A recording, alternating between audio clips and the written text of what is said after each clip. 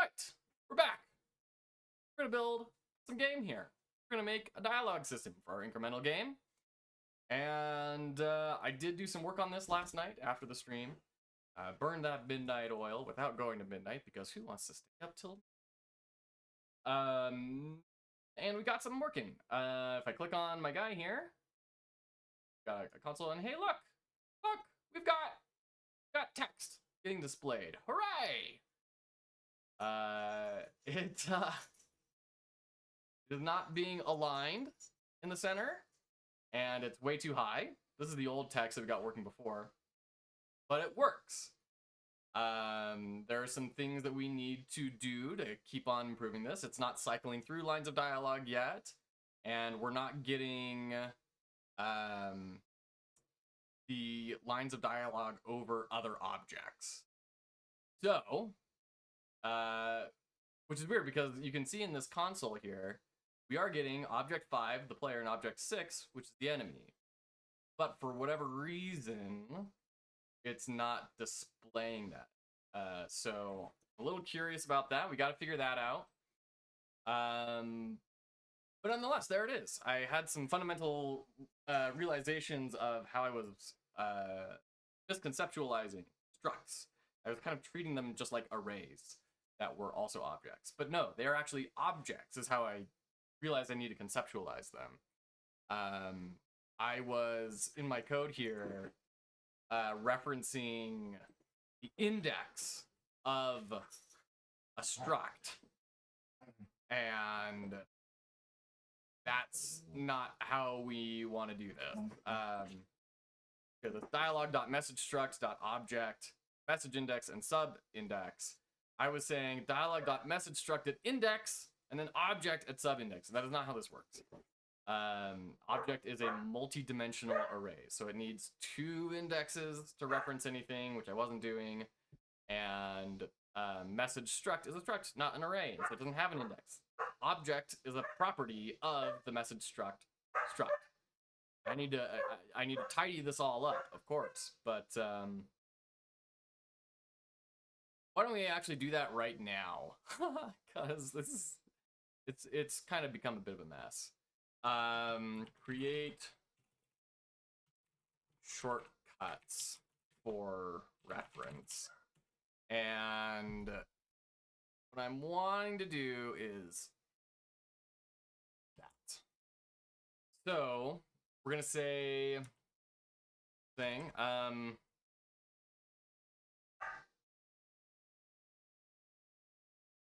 Speaking objects equals dialog.messagestruct.object, and then we are going to say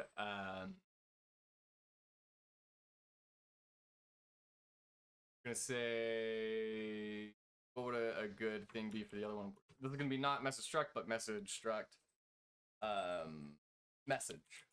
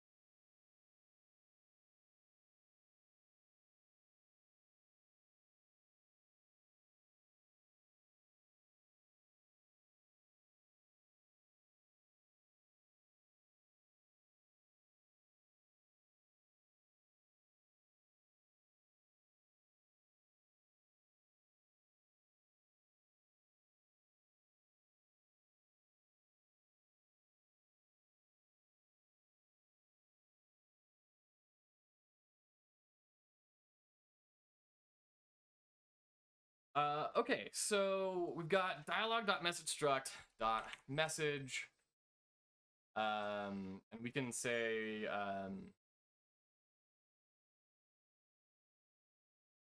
message equals. No, we can't do that because that's a keyword.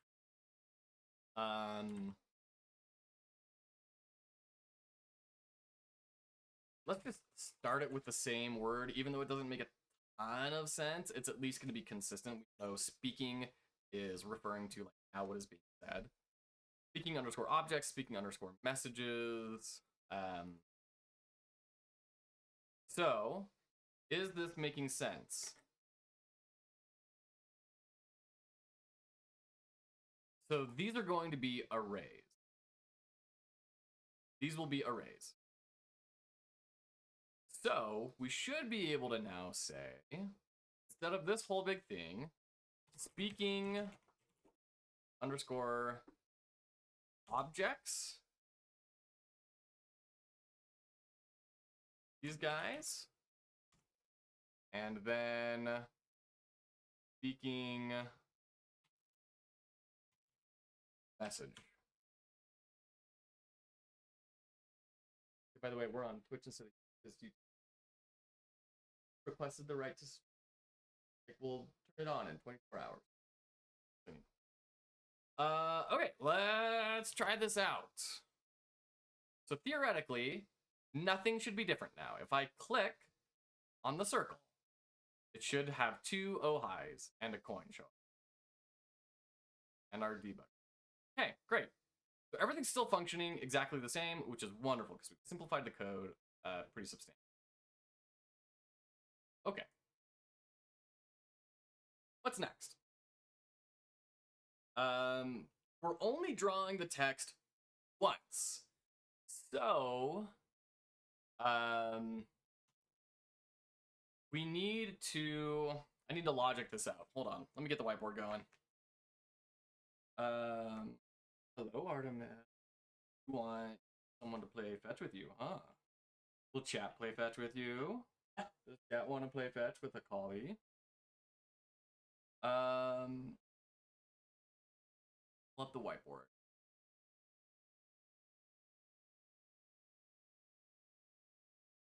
Once again, we'll highlight ourselves. Here we go. Oh, hi. Hello. Do you want to go chase? Chase it. There we go. So we have speaking underscore objects at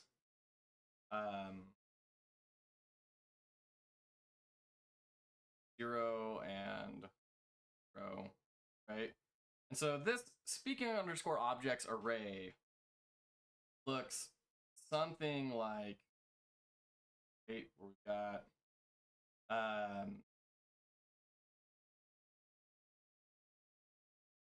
for each line of dialogue, there will be a different set of.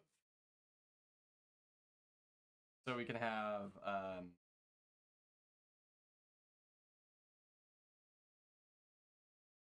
0 and 0, 1, 1,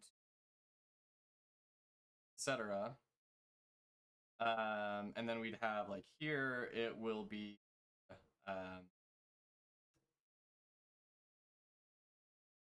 player and enemy. No, will be player, and then enemy will be in space 1. There won't be anything. Then in go down to this where we're actually building this dialogue.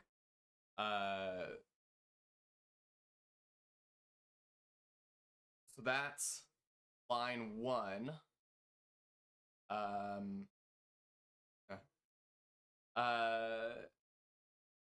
And the message array will be so speaking objects and then speaking messages. Diagram out these arrays. It's gonna be the same thing.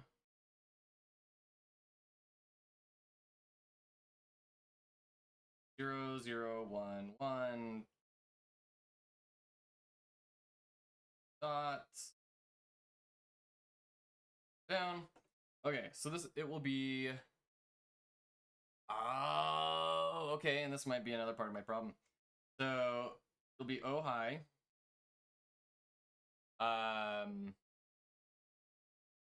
And then dash, dash, dash. right? So is it going to be a problem that we have enemy up here, don't have a value down here? Is there a way to say both player and enemy do oh hi? Or do we need to match it up 1-to-1? So let me write down my question here. Need matching pairs? Like, I understand that there should be a way to say for this index of message, apply this index of message to all of these objects. But the problem is, what if I want them to say something different? What if I want player to say oh hi, and then I want enemy to say go away? Like, we'd need to have some way of programmatically determining that we want these two to go here, or we want this one to go here. So I think we do. I think we do want matching pairs just to try and keep things a little more simple for myself.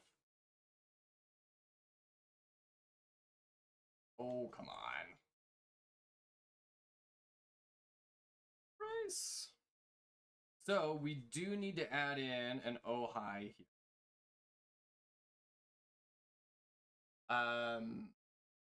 And then the next line will be, I'm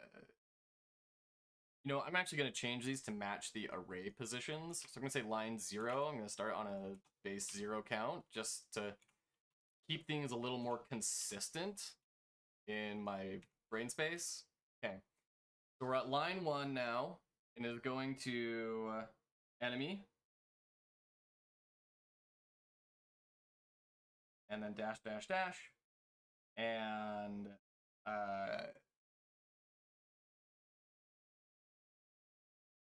the message is dash, dash, dash. And then line 2, player, with nothing else. And then we have aw. Dash, dash. Okay. So there's our diagram. That's what these arrays will look like after this object is created. So now, what we need to do is we need to match, change the thickness,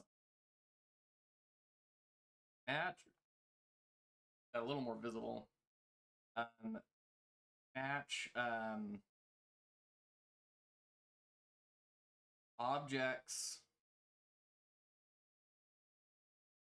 at A and B with message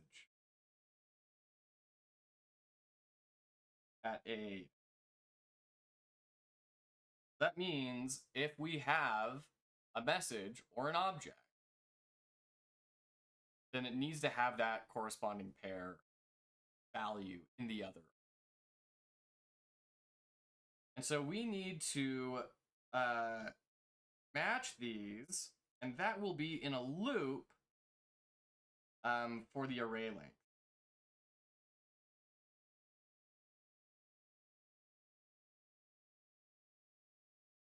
And the array length that we're looking for is, this is actually going to be like 2 loops, because we need to loop through every part of the second dimension of the array, and then we need to loop through the first dimension. The second dimension will be setting up every object with their line of dialogue. Write this down before I lose it. So first loop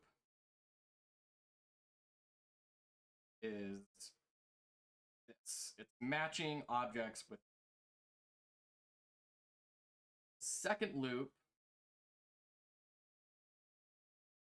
is doing each line of dialogue.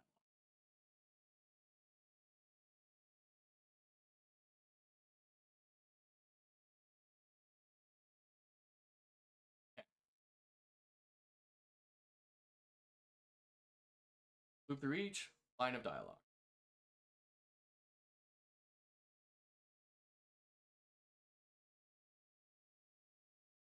I think this is making sense. So, in our draw step, we need a for loop for underscore I equals 0 underscore I. Oh, that's right. We need a R in front, don't we? For variable I equals 0.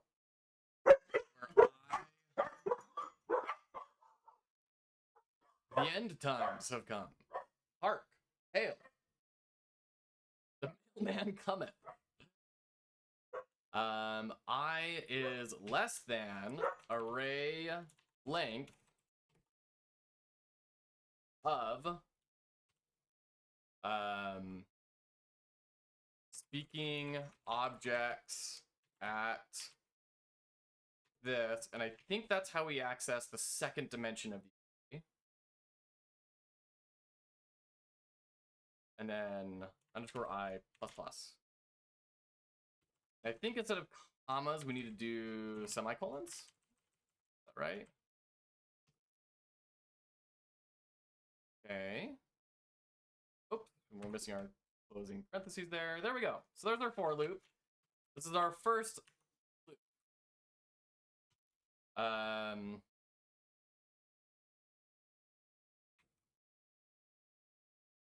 Semicolon at the end of there? Seems off to me for some reason. Sometimes the most basic things just kind of break.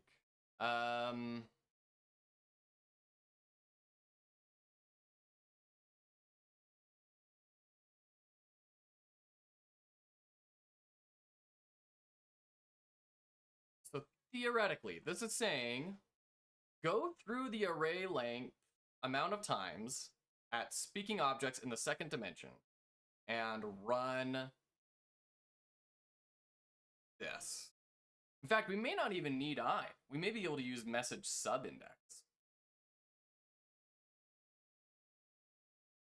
Right? Because that's what we're wanting to loop through. We're wanting to loop through this is sub and this is index. So let's not use I. Let's use message subindex.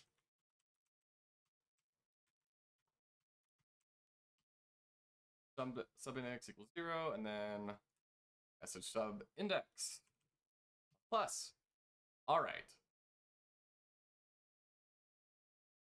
So theoretically, and let's change this from 150 to 0, and let's set text align. Is that how this is gonna work? No.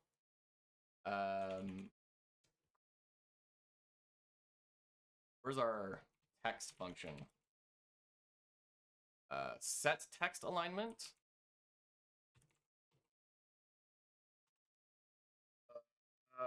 And this is why I really hate working in pure IDEs. That's why I really love the visual side of things. It's just the discoverability. You have to have everything memorized, or else you'll never find it. All right, what things exist for text? Input, color, extension, transformed, text open, text write, draw text, font get texture, Christmas, okay.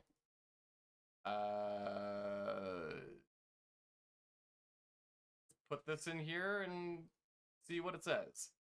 Draw set H align. What? It's setting the text alignment. Why are we okay? Draw set H align. He's center. FA center. And then once we pick out of this, you can say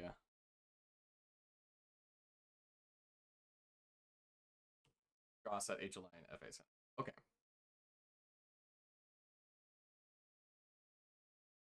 FA left. So now my theory is this will loop through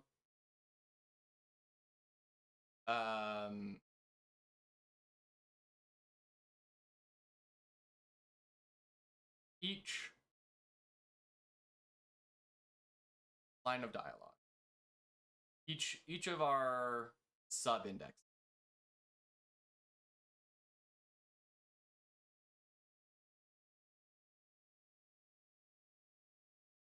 A little more visible.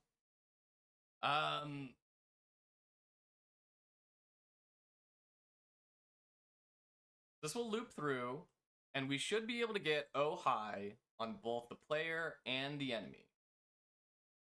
And then once it is done with that, it will kick out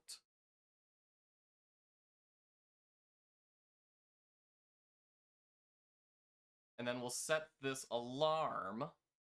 And when that alarm happens, basically nothing is going to happen effectively. Nothing is really built out there. Let's try this. Are we going to get it on both? No, we very break. Okay. So what is this message? Variable index 1 out of range. Fine. Okay, let's throw a breakpoint in here. And debug. So we have step into function call. Setting the alignment is working fine.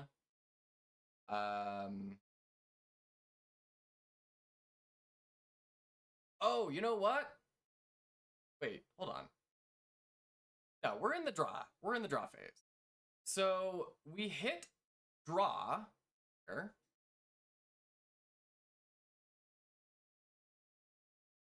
So it goes through the loop once, just fine, but it doesn't display it. It doesn't actually draw it. And then the second time it says you're out of range.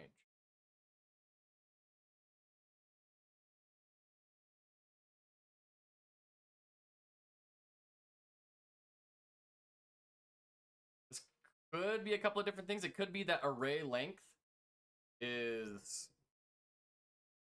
172? What?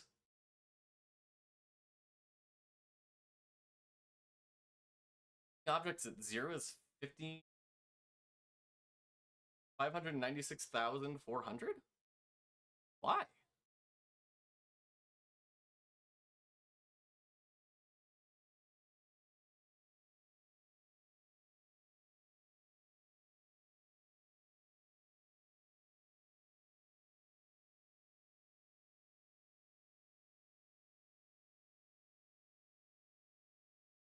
Message index at 0, message sub index at 1. I mean, that's good. That's working. I mean, it's a 0-based array, right?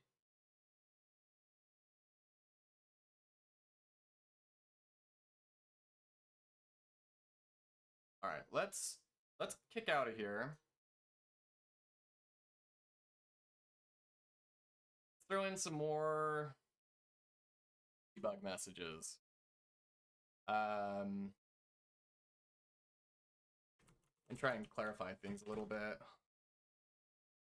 So that's duration. This is supposed to be, let's copy this, or rather make it speak the same language as everything else. Malformed variable addressing expression.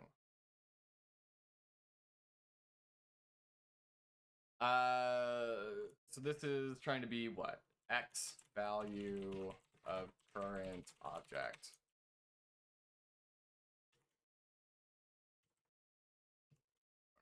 Colon there. You could always use a little bit more colons. Oh, that smell when he walks by with his colon. Okay.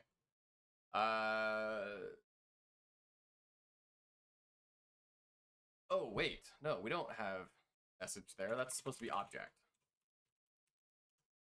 Totally wrong. And then this will return speaking underscore objects. at message text.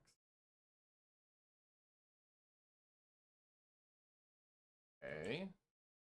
Not totally sure what this is going to be giving me. I guess it's just the index value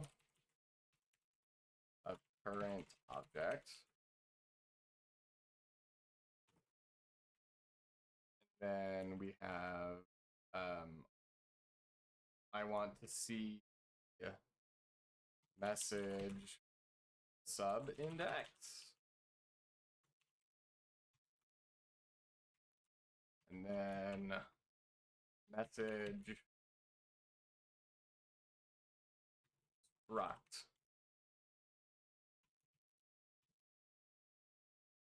And then we want message index.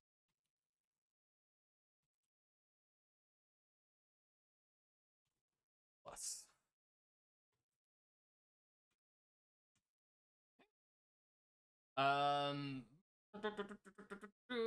So we've got all that clarified. Let's bring this in.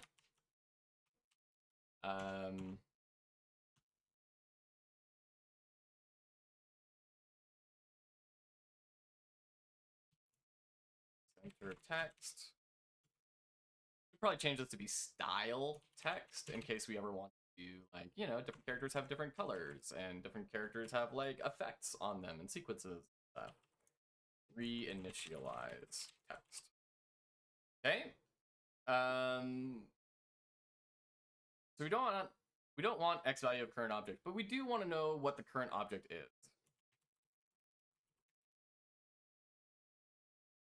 In fact,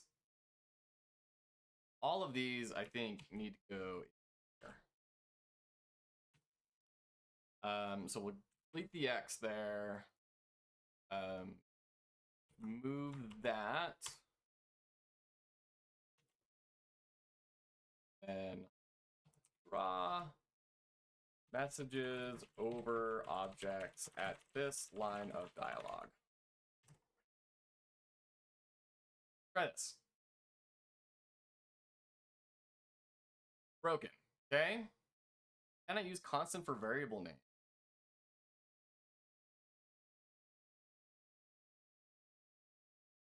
Okay. All right.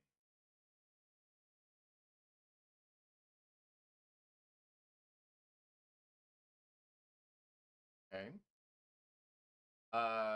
Draw GUI event at line 14. This is the problem. Malformed variable addressing expression. Why is that? Because it's like, it's this same thing, right?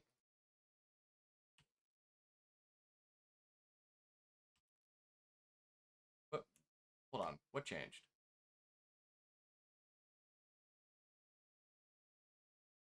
Oh. It's a dot. I have a dot in there. That's the problem.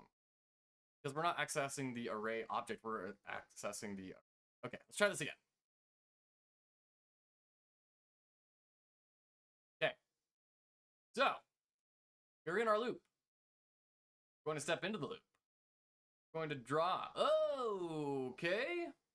Complete error at our very first debug message of showing the message index. At GML object, OBG dialog parent draw 64. Show debug message. Execution error.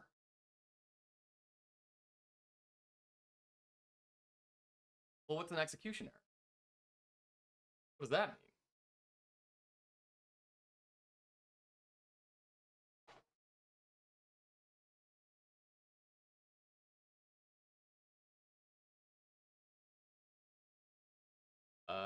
Okay. Let's close that. I mean, is it because the debug log is not in the for loop anymore? Or not next to them? Which I don't know why that would make sense, because the scope would be greater than the for loop. See what happens.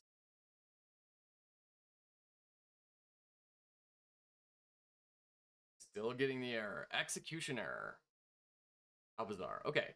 I am going to step in the restroom. I will be right back. Take a break. Maybe some more perspective will support figuring this out.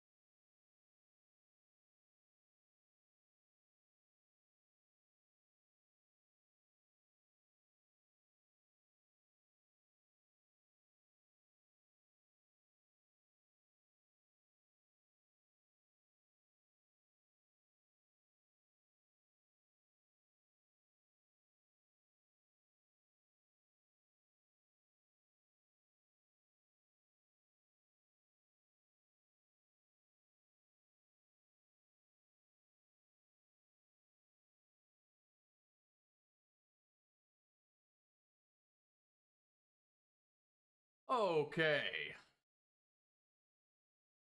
Getting execution error. Bug message execution error. Bug message of structs causes crash. This looks promising. Got here.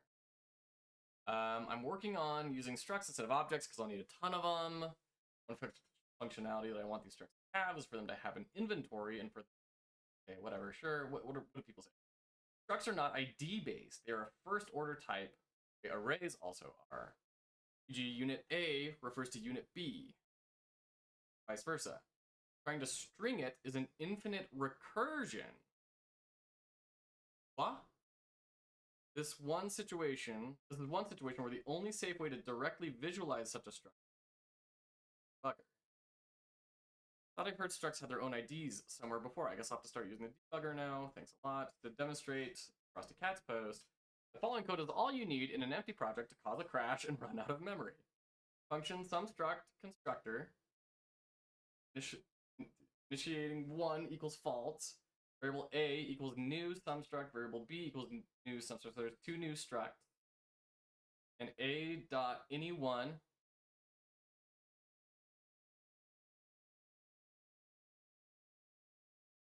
bug message. Line creates a string of infinite length. Well, I mean, I guess that makes sense because they're just continually referencing each other, right?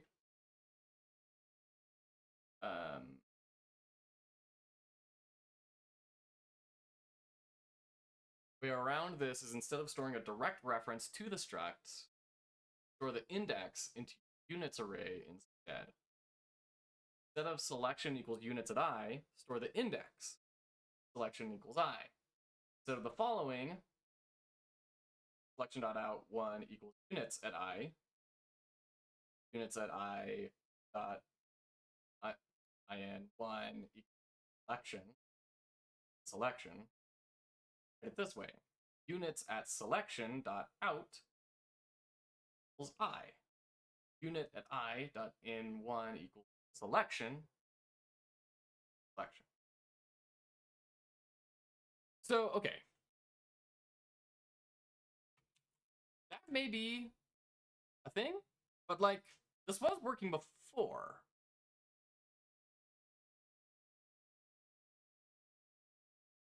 Okay. So now we have that message index causing a problem.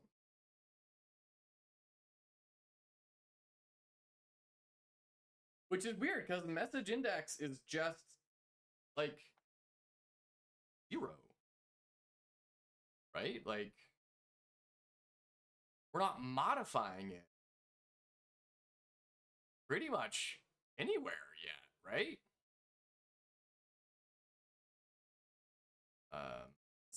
I mean, that's applying to subindex, so it shouldn't even matter. I really wish I could have a like find across all project. Message underscore index. Oh.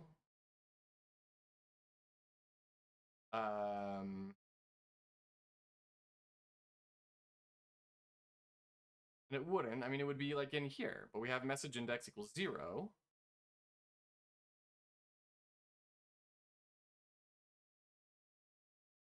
So why is this running into this problem?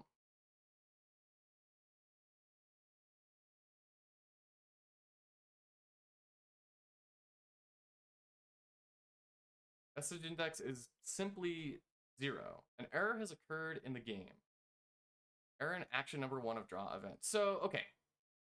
Is that our problem? Yes, for whatever reason. Okay. Why is that a problem? I must be misunderstanding how to use debug message. Show underscore debug message. This function shows a custom debug message in the output window and debug overlay at runtime.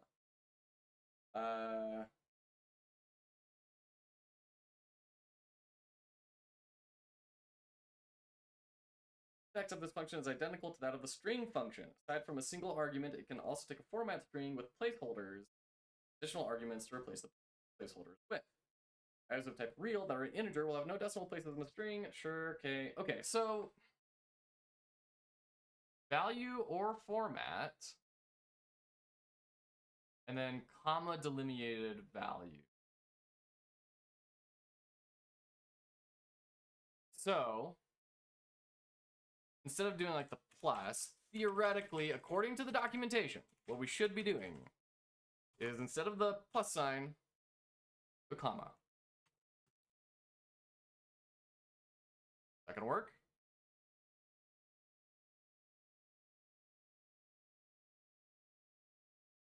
Gotten a question mark bug line at 5. Okay, object dialog parent event. Draw GUI at line 5. Only map data type can be looked up using. Okay. So what if I just get rid of string and the braces?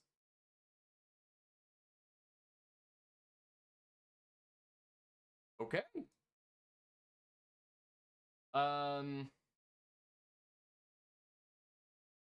This is weird because it says use string to turn it into a string, and then I'm like, cool, I want to use it as a string, and then the software's like, no, you can only use a map with a string. But okay, there's got to be something in here that is just there's something that is broken. Okay, replace all in here. Oh, sorry. Selection only. And then we're gonna replace space. No, we're gonna replace colon, quote, space plus space with space, quote, comma, space. Okay. So now, theoretically, this works, right? No, we have an error. Oh, because we didn't get rid of the ending braces, right?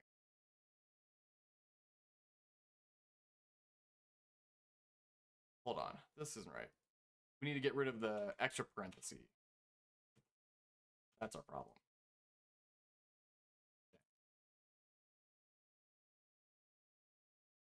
Go. Okay.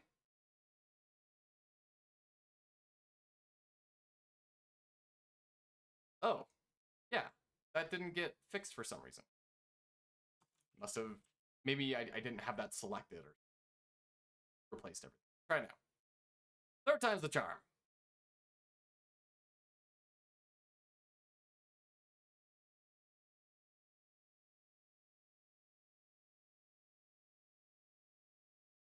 Getting a lot of client refuse. Bugger has not received a response from the target. Okay, let's abort the connection. Try again. Yes, stop the current running project. Also, bad dialogue design there, right? Like, stop the current running project before running again. Okay or cancel. Which one is yes and which one is no? You can maybe assume that no is cancel, but then like, are you sure okay is yes? Like, okay is just like, I recognize that you're saying something. All right. Oh, hey, it worked. Okay, we're in the loop.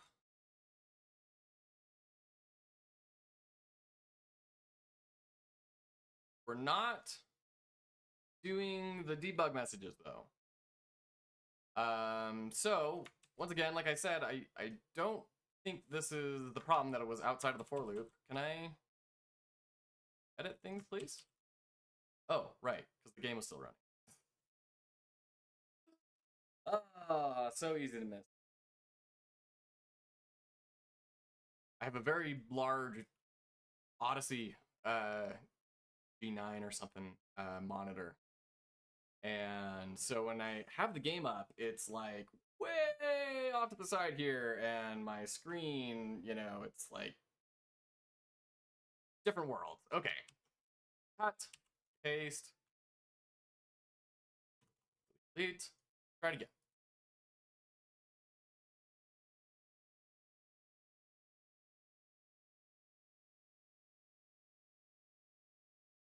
Message index is blank, 0.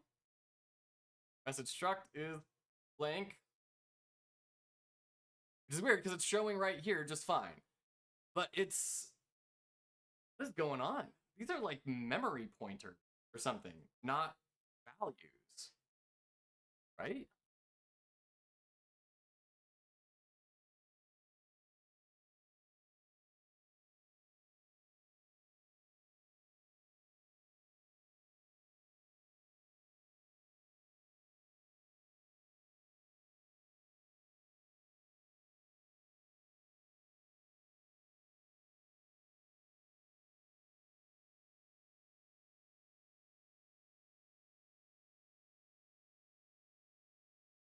Okay, so we're actually getting the X and Y values of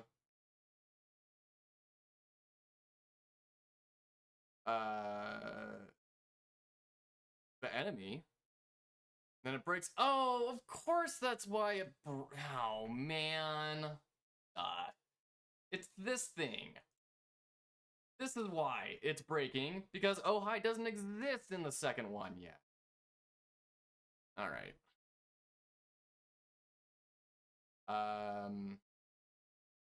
So there we go. That should fix it. In fact, I'm feeling confident enough about it. I'm gonna hit play. Like, let me close the debugger, hit save, play. There we go. There we go.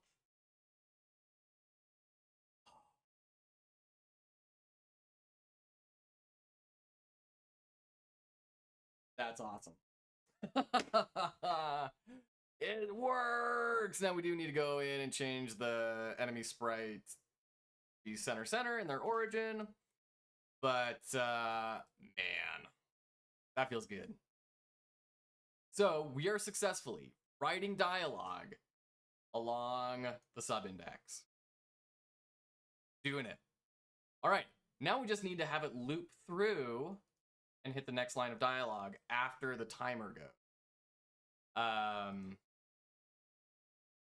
So how do we do this? We want it to wait a certain amount of time, so we need a timer.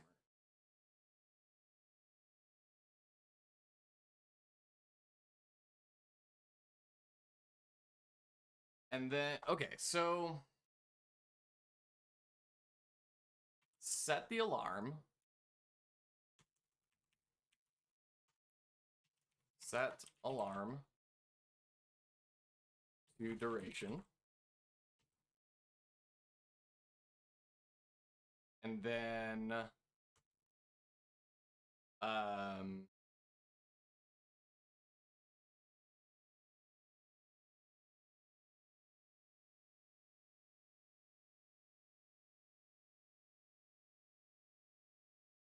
do we do this? Because I'm thinking like I would love for it to just like wait until the alarm hits 0 and then increment and redo the loop. But I don't think that's the way this is going to work. Then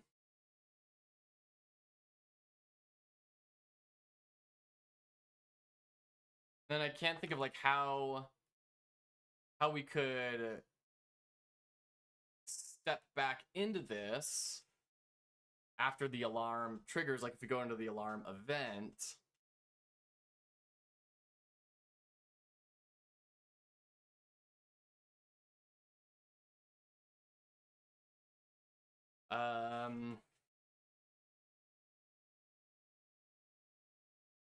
Because we don't want this for loop to happen again.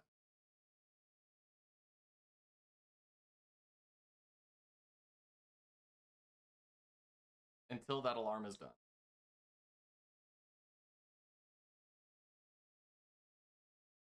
I think I'm at the point where I need to start putting something down on the page to get bad ideas out. So I'm going to indent all of this. We're going to make a new for loop on the top of this. And this is going to be for message index.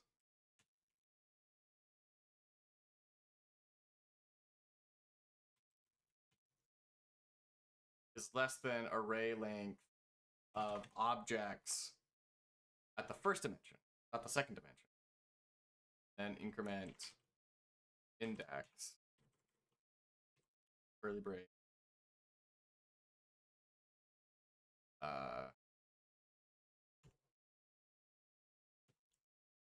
curly brace.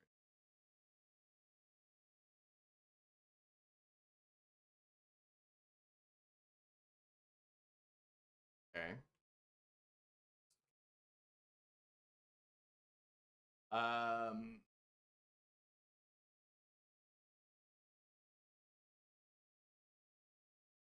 So we don't want to do like an exit, right? Because then that breaks the dialogue completely. We just want it to pause for the alarm to go off.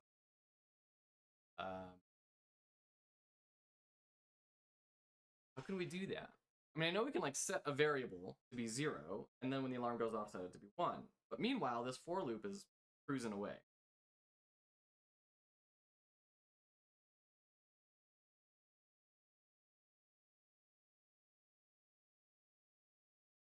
A really janky way to do it would be to not have it loop on the different lines of dialogue.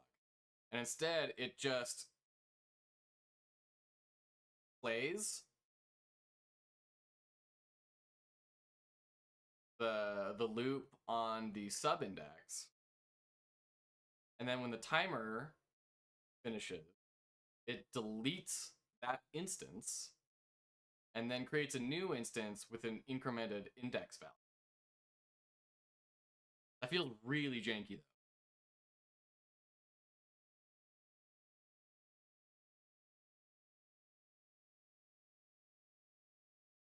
How do we do that? In a way that isn't janky. There has to be a way to say, don't just pause, just wait. Like, is there a wait?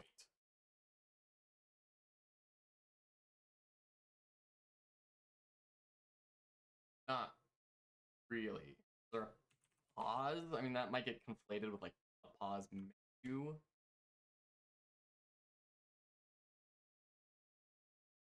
Pausing sequence,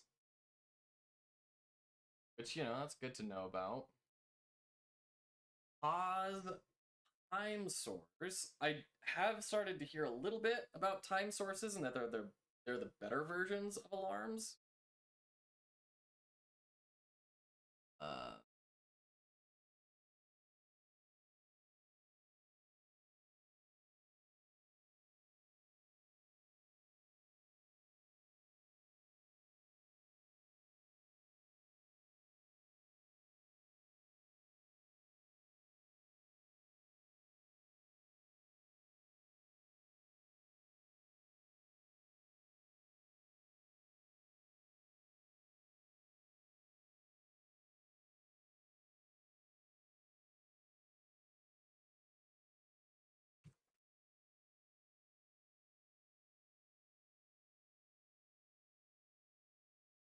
So, okay, to get bad ideas out of my head, we could do like if alarm get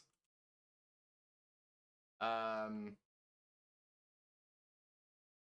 0 is less than or is greater than 0.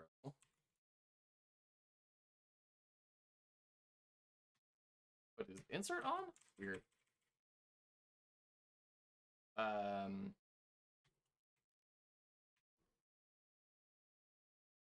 Then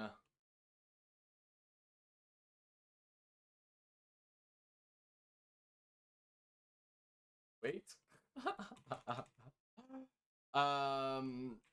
It's like we could swap this, or we could say if it's less than, then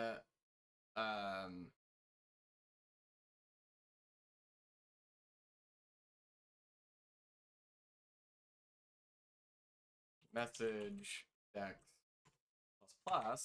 But like we're already doing that plus plus up here, the for loop, and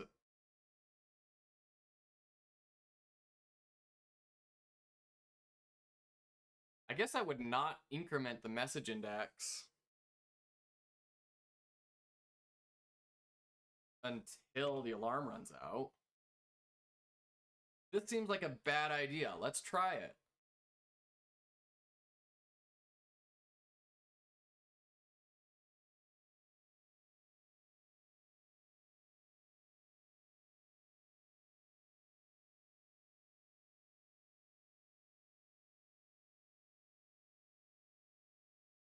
Okay, that was in debug mode, and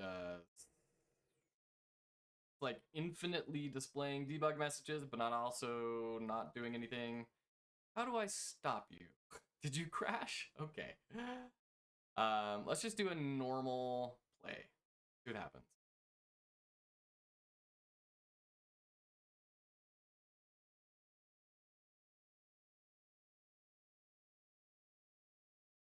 It's looping through this for loop a lot. We're not drawing any text.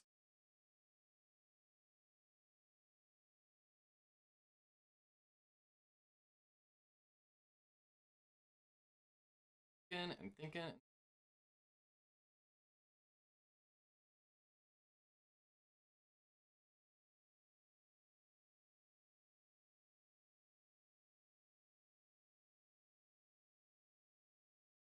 Okay, so let's stop. Please stop.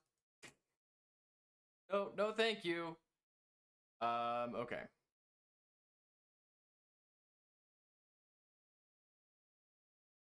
So for some reason, it's not breaking out of the loop.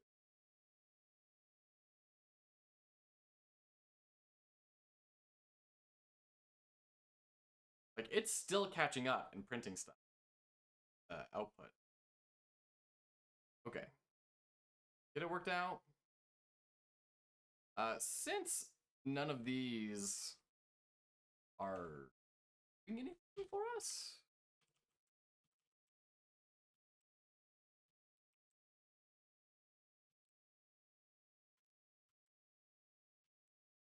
they're not working, so let's just throw those out real quick. And ooh, bug, I guess. I'm curious why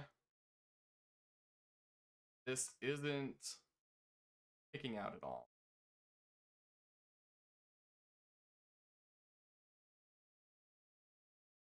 Okay. So it did kick out of the sub-index.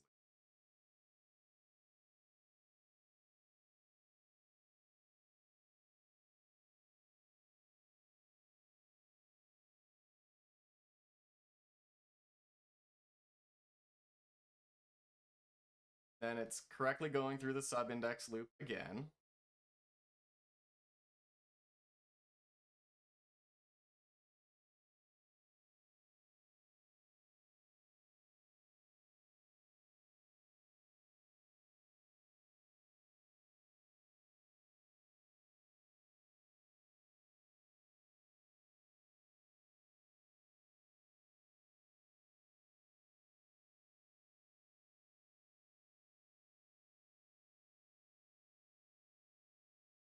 So let's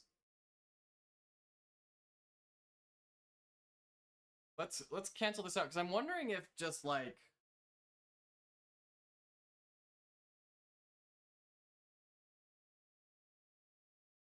the duration is just not being written correctly.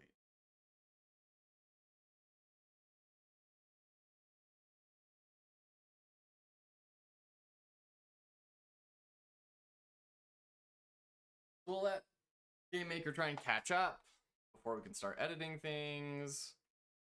What if we do draw underscore text 0 0 and it's dialogue duration at message index.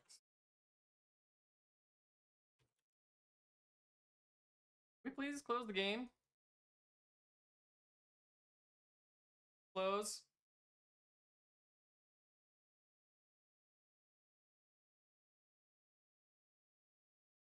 Boy, this is not having a good time.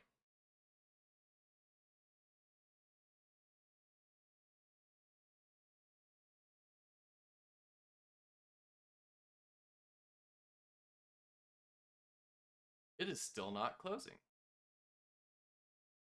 Let's save and close all of gaming. Just get rid of the entire program. There we go. That did it. It is apparently really easy to bork up a computer. All right, let's get this going up again.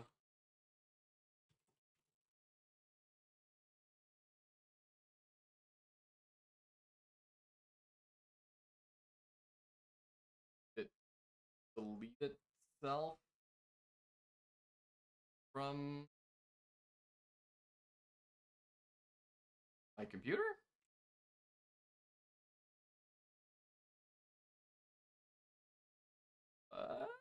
Okay.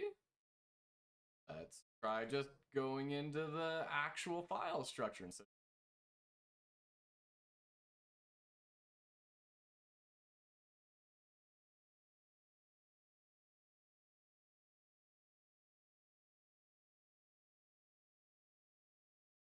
What is happening? Okay, there we go. There's the game maker. Where's your exe?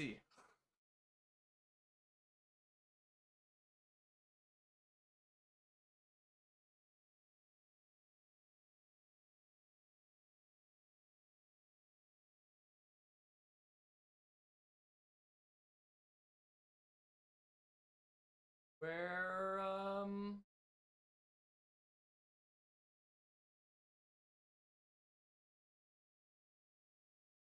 there we go. GameMaker.exe. Why was that not showing up in the search bar? Will you open? Oh, there we go. Okay. Sure. Let's update. That looks like a lot of versions better than what I have. Fixed bugs. Public general. Okay.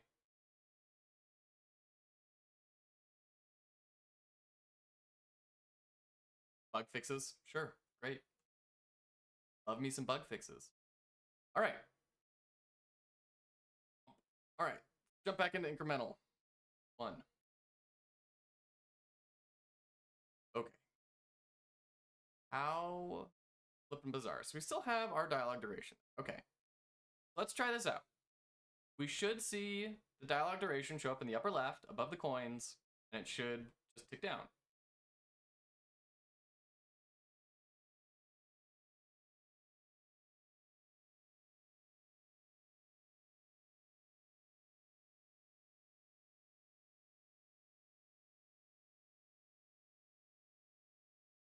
Okay.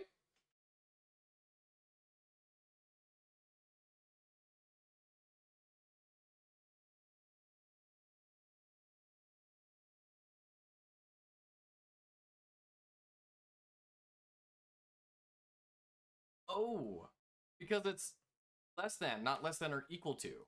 Is that really the whole thing? Because it's decrementing down to 0 and then just staying there forever? So it just, like, freaks out and seizes up with a memory crash or something? And weird that there's not. Okay, there we go. I say it's weird that there's not just like a mandatory please stop no matter what.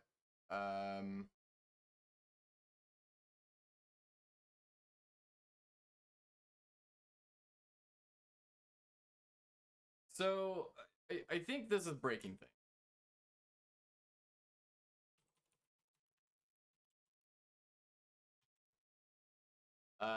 So if we put that back,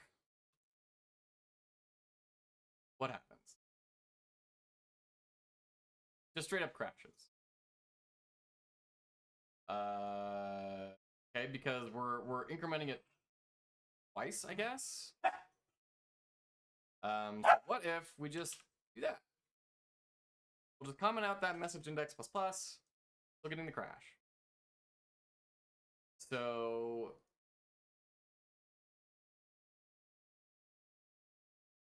where is that crash actually? Hold on.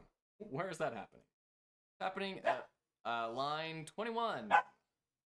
Here. Really? I thought we fixed you.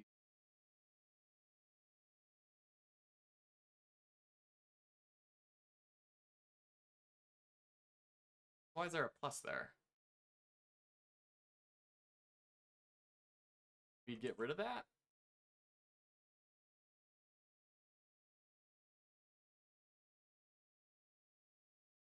Yeah, I don't know why there's a plus there. I don't think it's gonna fix our problem, but that plus shouldn't be. Okay, variable index 1 out of range.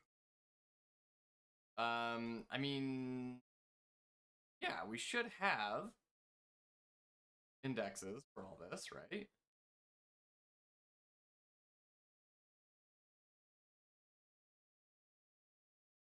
Dialogue. So it's not even hitting dialogue duration, which is a weird thing.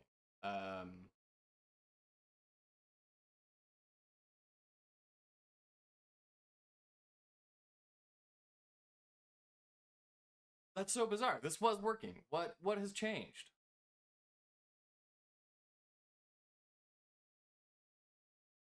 Okay. I mean, there's nothing for it but to just jump back into debug mode. Let's see what's happening here. Very, very strange. Okay. Click. Here. We're at 0, 0. 0, 0. 0, 0.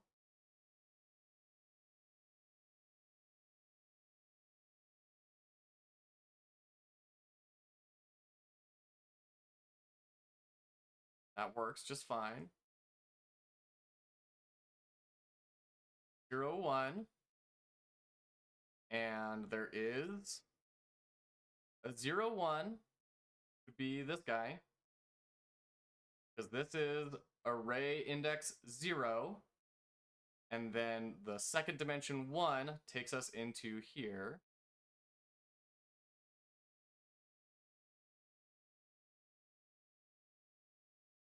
And there's 1 for both of those.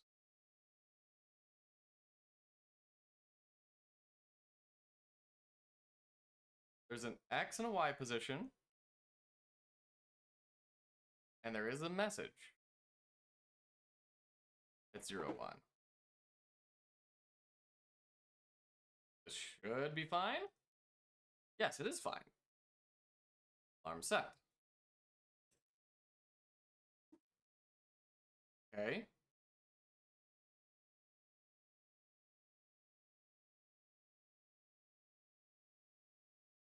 Now we have message subindex at 1 is less than array length speaking objects, second dimension. So, oh, I think we need to subtract 1 from that, right? No, it's working appropriately. Okay, just fine. We're getting kicked out. Skipping. Now we're back up to the very first for loop. Let me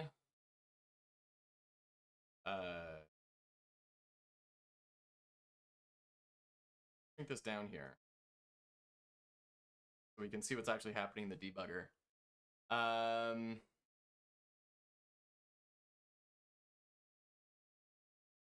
It's saying array length of speaking objects is 172.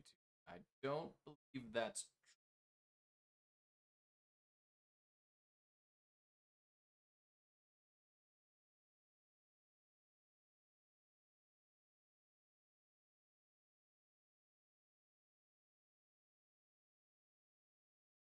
Oh.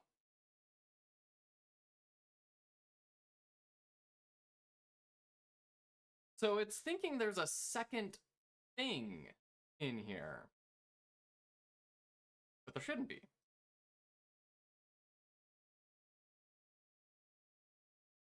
Yeah, there's no second object. Okay, so this is our problem because we're just reading it at 0. What it needs to read at is message underscore subindex. That should be the problem. Try it again. There we go. Now we're displaying all of the text forever. We're never clearing the text.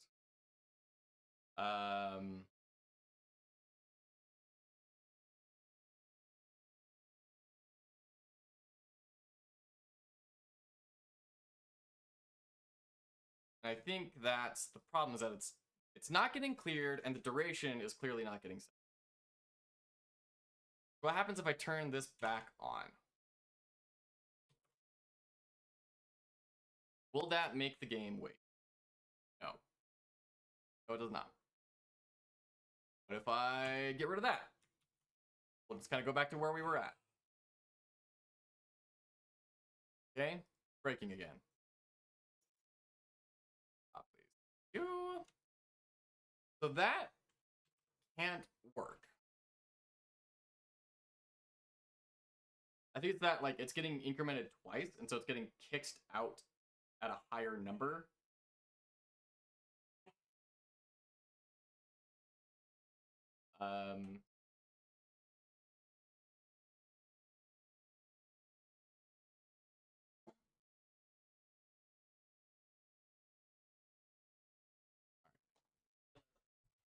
Go outside, but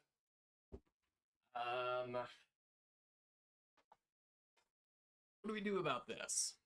How do we make this work? I don't think a while loop will fix this.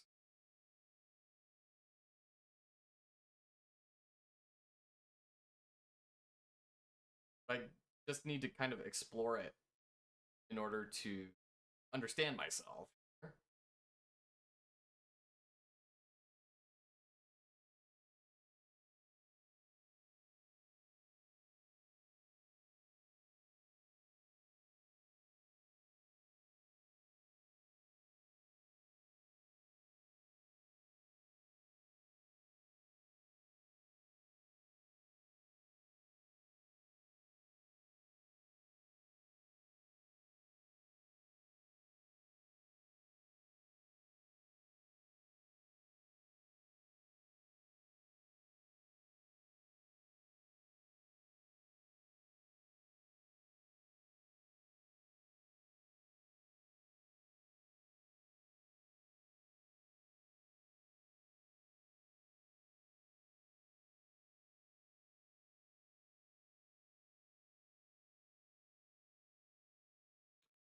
So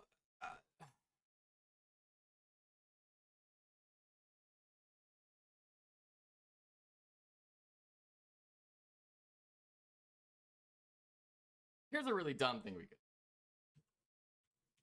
We'd say if alarm is bigger than 0,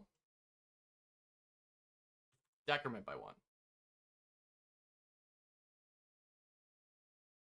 And then if alarm at 0 is less than or equal to 0, set the alarm.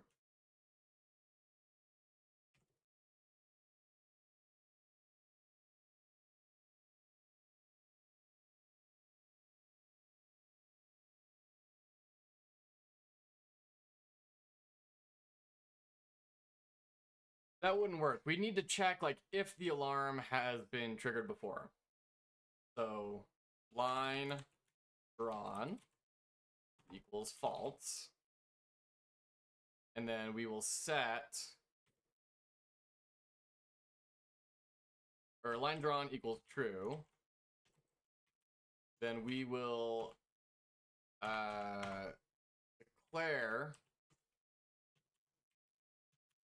line drawn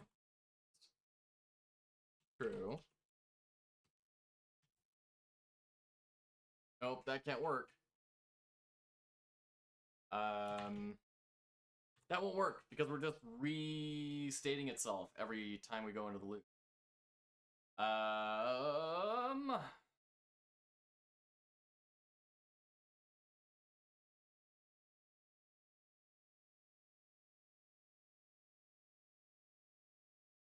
Okay, there's a better way to do this. If this statement is true,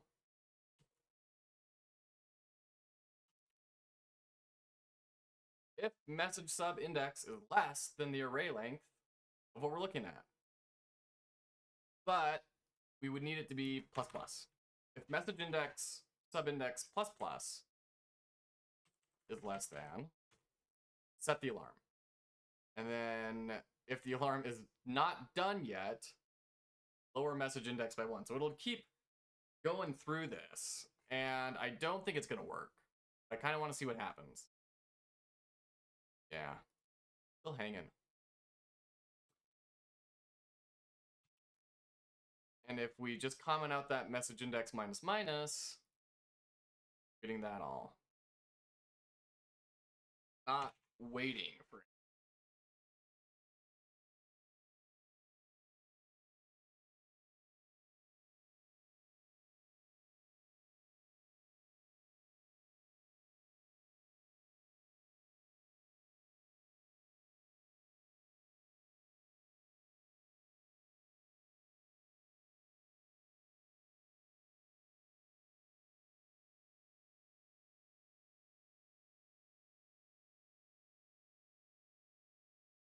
And are we really going back to that really bizarre way of doing this where we, in the alarm event, we destroy the instance and increment the message index by 1? We wouldn't even need to do that, would we?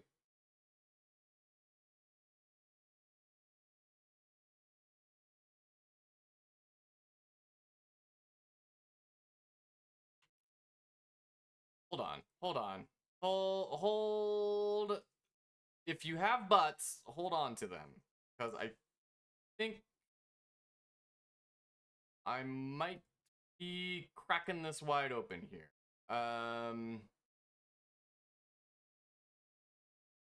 So instead of doing all this stuff,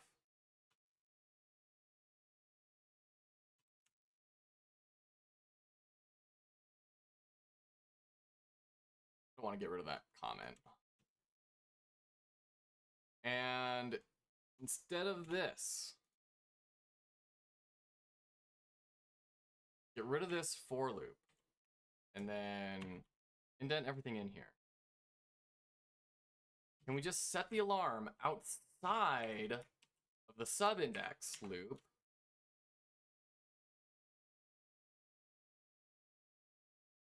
And then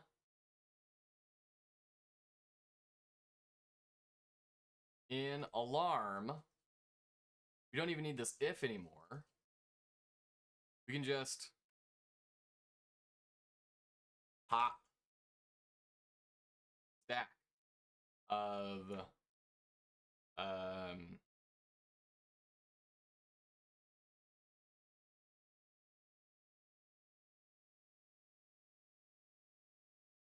would have to be of dialog.messageStruct and dialog.duration.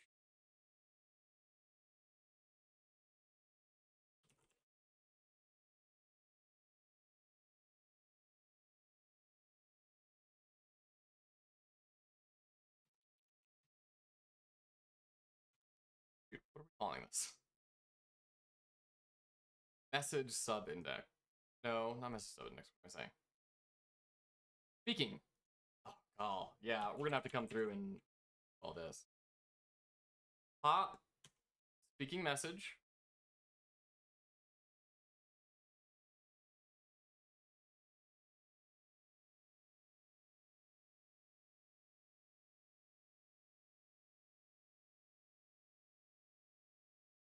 pop will delete the top thing of the array and store it in a variable.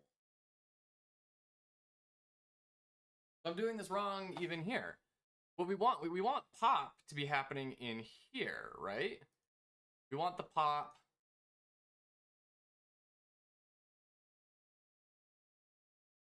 we want to do 3 pops. Array pop, and it will be speaking objects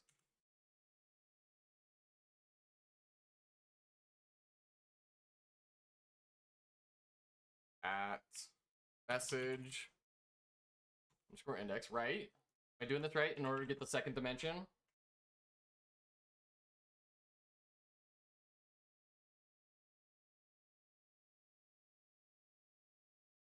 Pop a value off the top of a stack data structure. You supply the variable that holds the stack index. The target variable that should hold the return value. Flagged as a temporary local variable.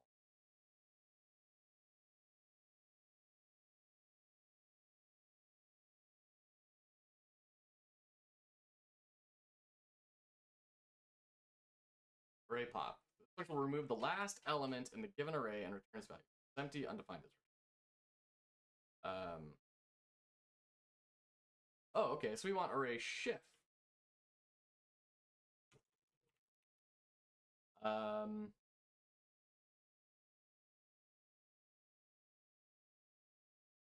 Array shift, colon, semicolon. Oh, an array underscore shift.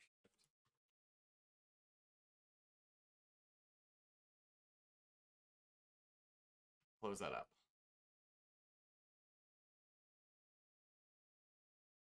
Function removes the first element from the given array, returns it.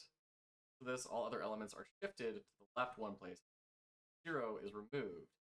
Value at index 1 moves to index 0, the index 2 moves to 1, etc. The number of elements reduced by 1, as there is no value to replace the last element with.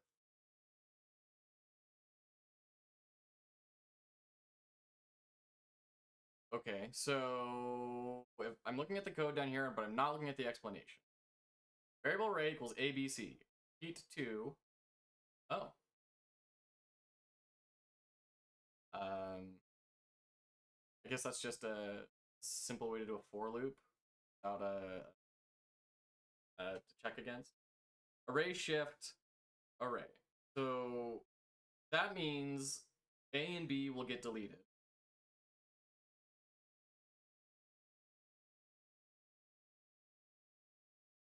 And we should end up with just C. Above code calls array shift on the array twice. After that, a debug message shows the content of the array, as the first call of the function removes the A, and the second shift removes the array will only contain C at this point. Okay.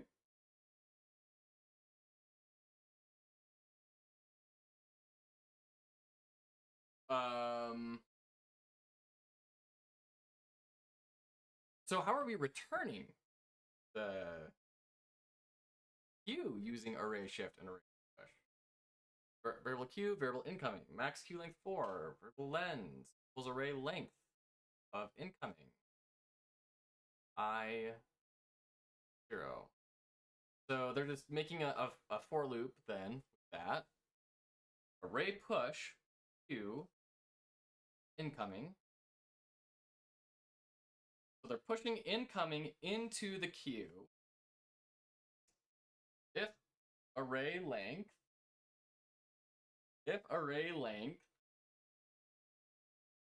of the array Q is greater than max Q length, shift up. We're not returning it though. How do we?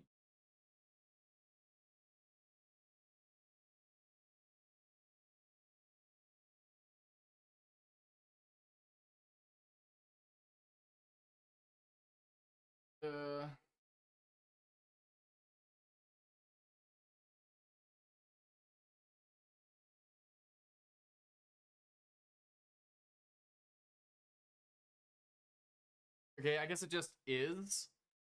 So we could say variable underscore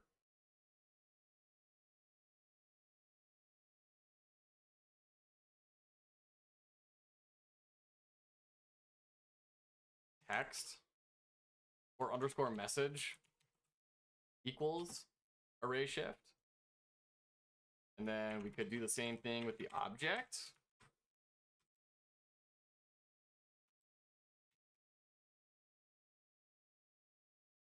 Of speaking message, yeah. So underscore message would be speaking underscore messages at message index. Variable object would be array shift speaking objects, and that would be an array.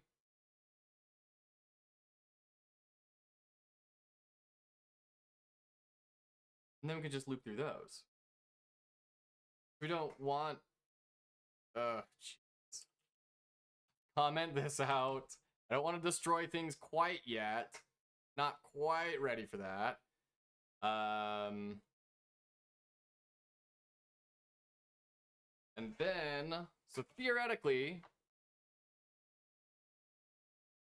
I want to try using this repeat loop. Variable length equals array length. Come on, fingers. Array length of message. And I equals 0. Then we can do or I equals 0, just to be consistent. Then we can do repeat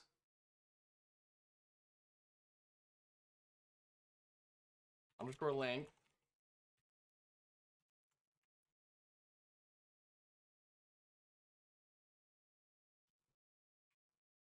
comment that out.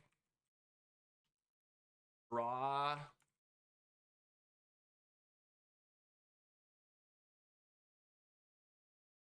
underscore message at message subindex. And well, no, we want underscore object at x and object at y. And then what you would output is message. Is that gonna work? And we can delete these indexes.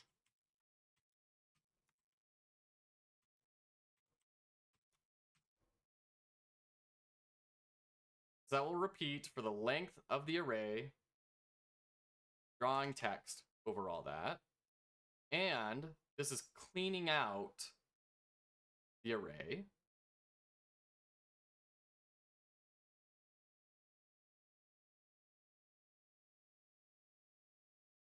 New? What are you asking?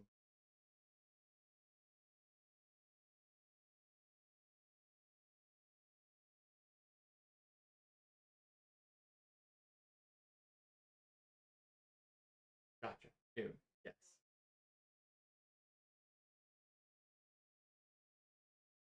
Pick her up at.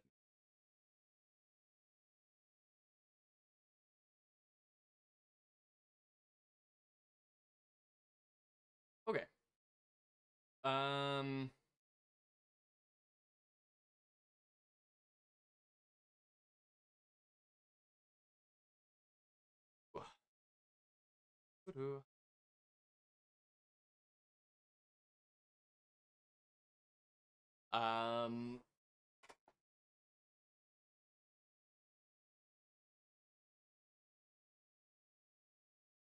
So then we're drawing. This isn't going to work at all because this is just going to give us the static. And we want, for debugging purposes, we want to draw alarm get 0. That's what we get. So we're writing to dialog duration at the index. We should be seeing a countdown of the alarm.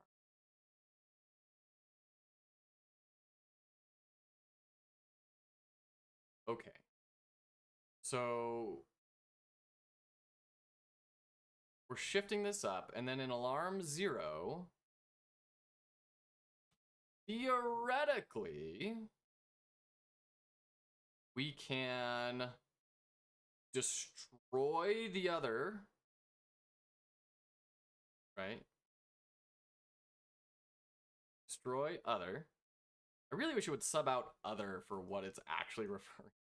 Maybe there's no way for it to read that at this point, but man. Destroy instance and then create instance of dialogue.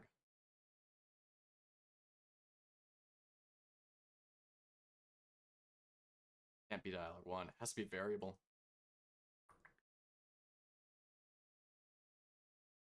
Because it's the parent. So we would need it to reinstantiate the instance that it just destroyed. Whatever that would be.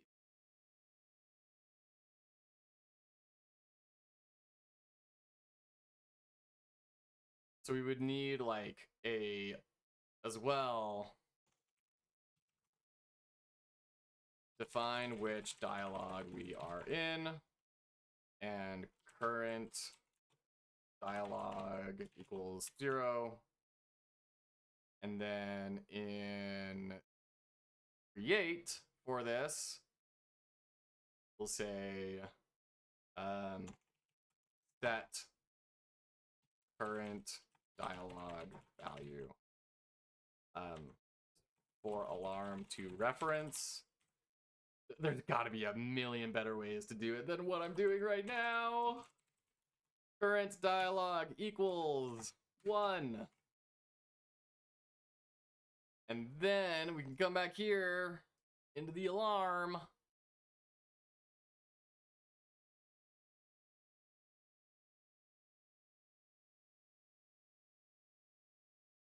Even doing it on other would be self, right?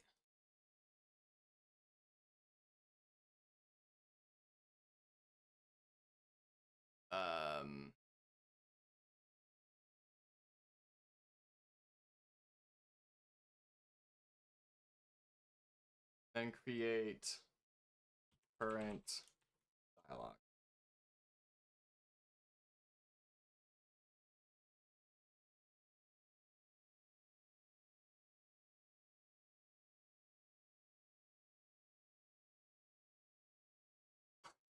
This has got to be wrong. I'm surprised it compiled. Okay. Speaking messages not set before reading it. In draw. In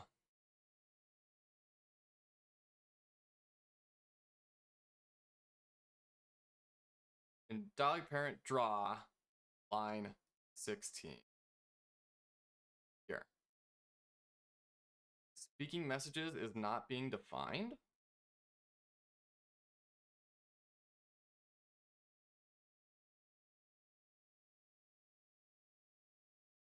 Sure. Or are we defining speaking messages?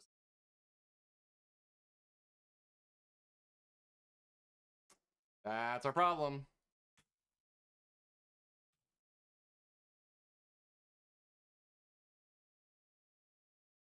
Oh, geez. So that's plural and that's not plural. Let's change that.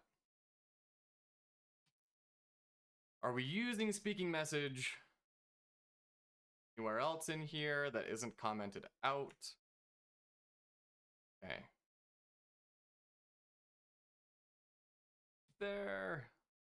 Just in case we ever need it again. And a shot.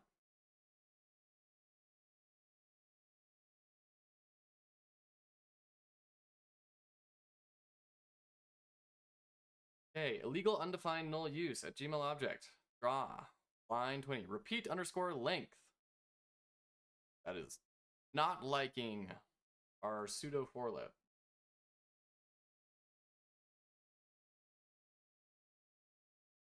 Okay.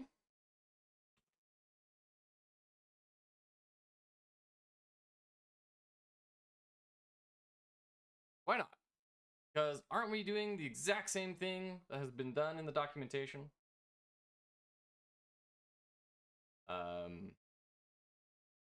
Right here.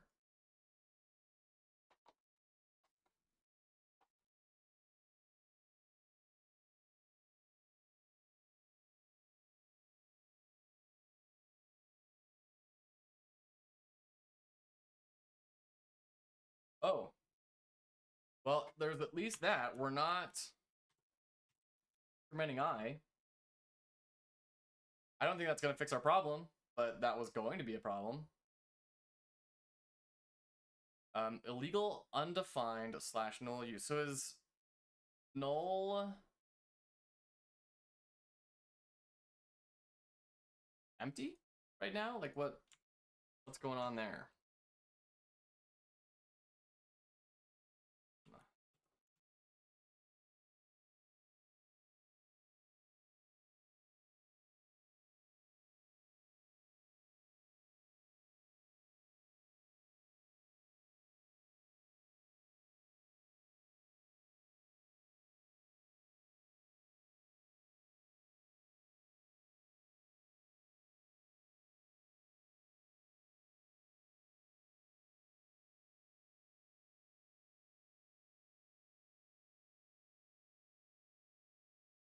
Well, I mean, let's just go to what we are pretty sure is going to work.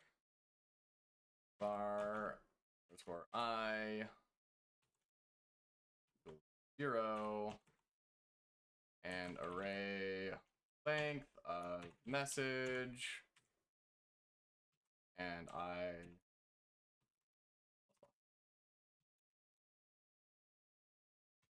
that.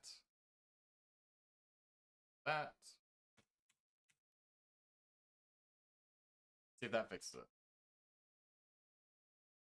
Okay. So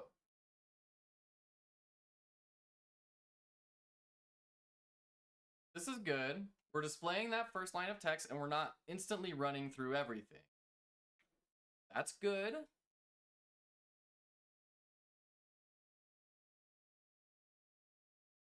I don't think the alarm is really working.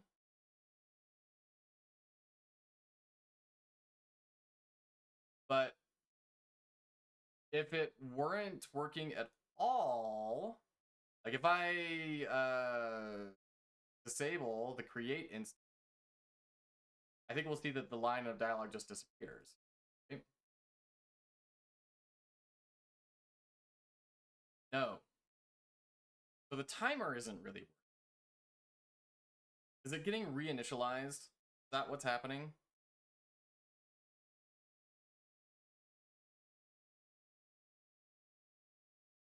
Because it's happening in the GUI step. Okay, in the draw GUI, which means every frame it is setting this alarm. Duh, obviously. So if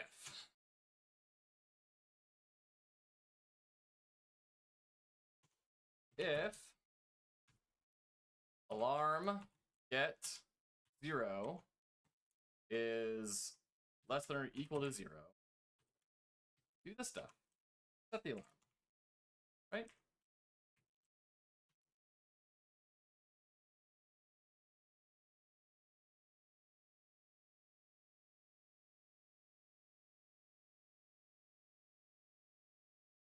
Okay.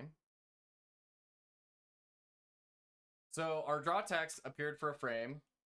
Our draw of the alarm appeared for a frame and then noped out the very next frame because also an alarm get was not less than or equal to 0. So let's try this again. Our alarm.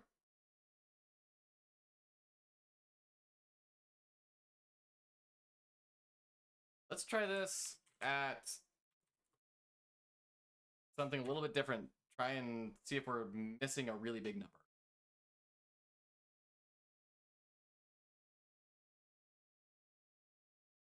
Okay.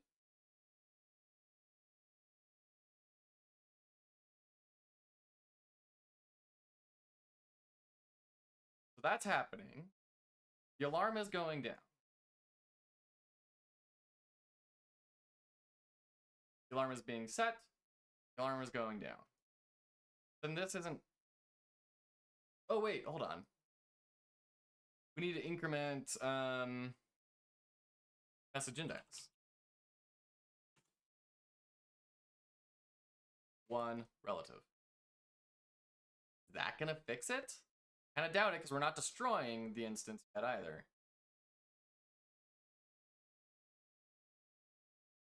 Yeah.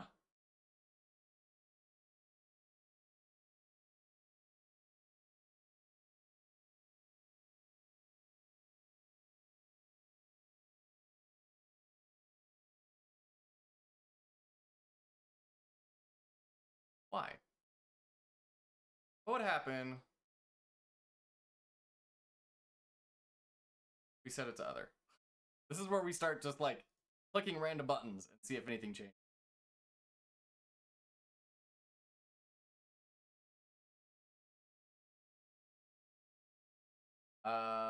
Let's set it back to self and do something that is like we know will be weird, right? Let's set self to like 0.2, right? So that should set dialogue parent 0.2. Or better yet, let's set the player to point.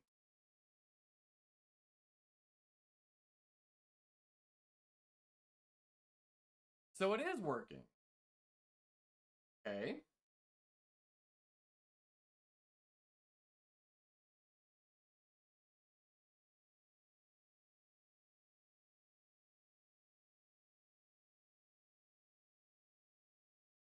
Live preview, please? Are you gonna give me a preview? No? What I'm curious is, can we destroy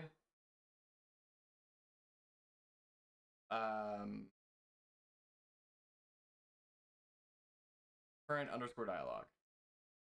How does this work? Destroy instance.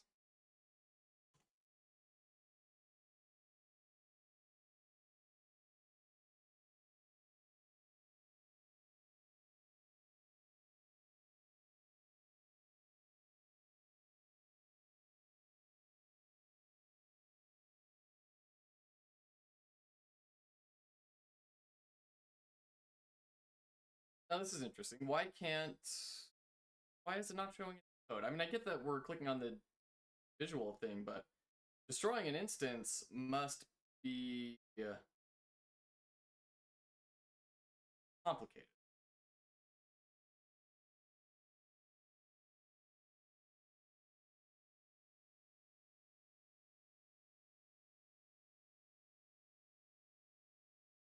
Not immediately remove the game, and it will continue to perform the code contained in the current event. And only when the current event is over will the instance the game, which time the cleanup event.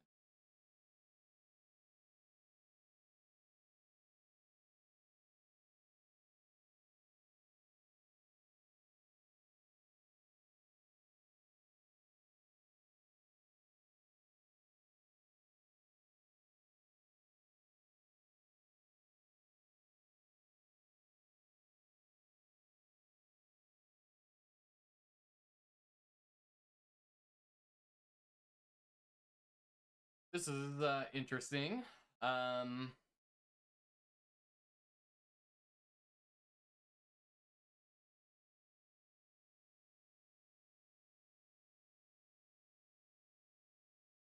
mean, what if we do, yeah, destroy at position? Just relative self.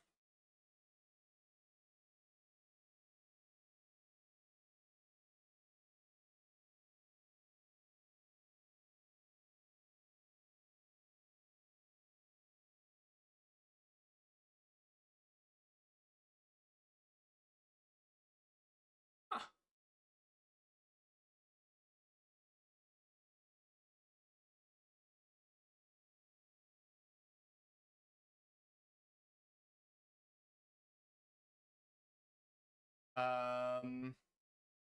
How strange. So that like broke it. It yeah, like this is working ish.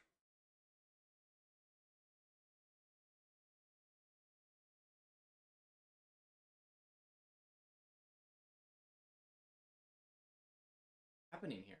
All right, I need to take a quick potty break. I'll be right back.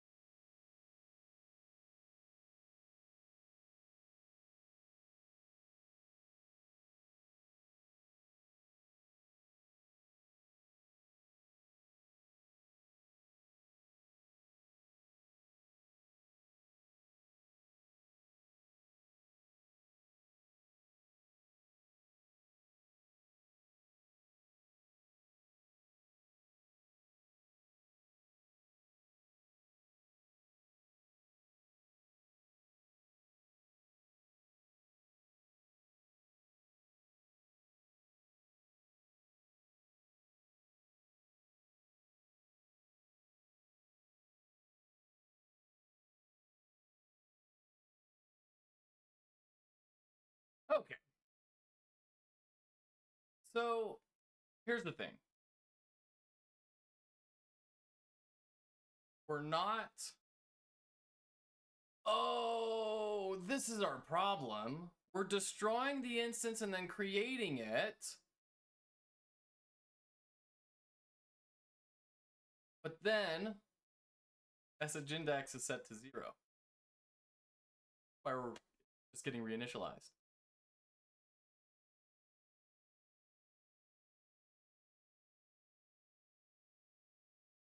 So we need.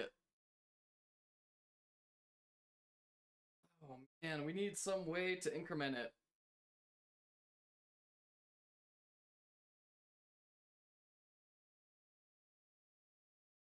I mean, now that I think about it, why do we need to destroy and create it? What is that actually doing for us?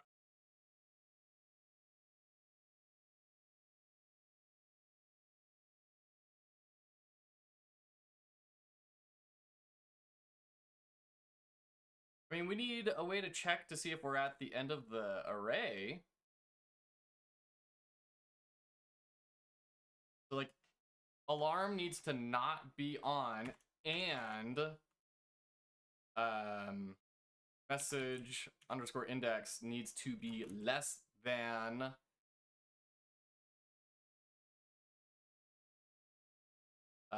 array length of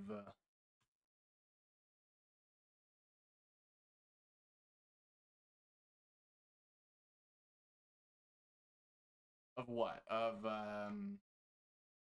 dialogue, I guess? That doesn't seem right. Duration? Right? Because duration, message, and object should all be tied 1 to 1. They should all have equal pairing. So, if this works, what it is going to say is if the alarm is not set and we are not at the end of the conversation because there's still another duration in front of this, play the timer, and then the timer will increment message index. And then in the next draw GUI step, run through this again, and that will update the message in the object.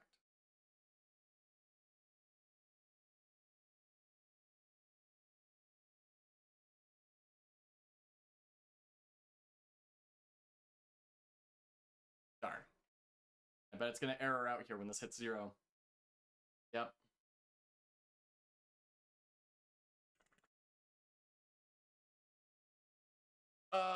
Okay.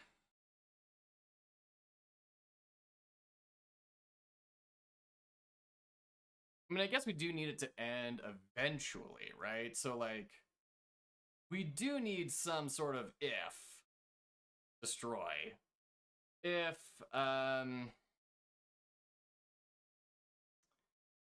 if this, if draw text, no, what am I doing? Wait, what? Yeah, that's not what I copied. What's going on? If message index is less than array length of the duration array, or is greater or equal than destroy, right?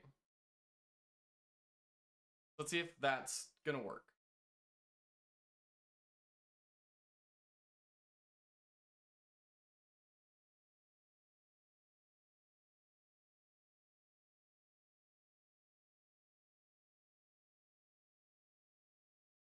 Okay. So it's not breaking the game anymore. So that's good. We have no errors. But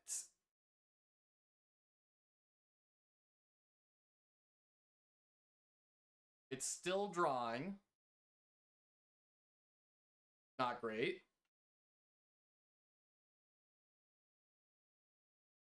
Which is weird because like draw text, the alarm text is going away. But I guess that's because the alarm itself destroys. What if we set it to other? I mean, like, this is once again me really grasping at straws, but like it could be. I have to wait 1, 2, and then 3. No.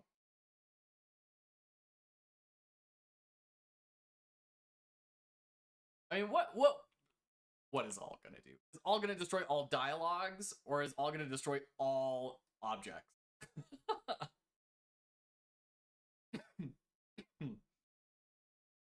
See, destroys all objects. Perfect. All right.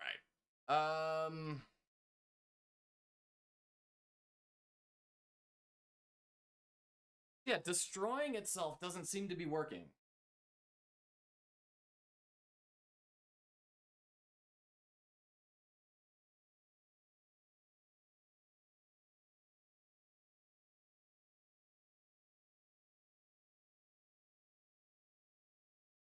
Hmm.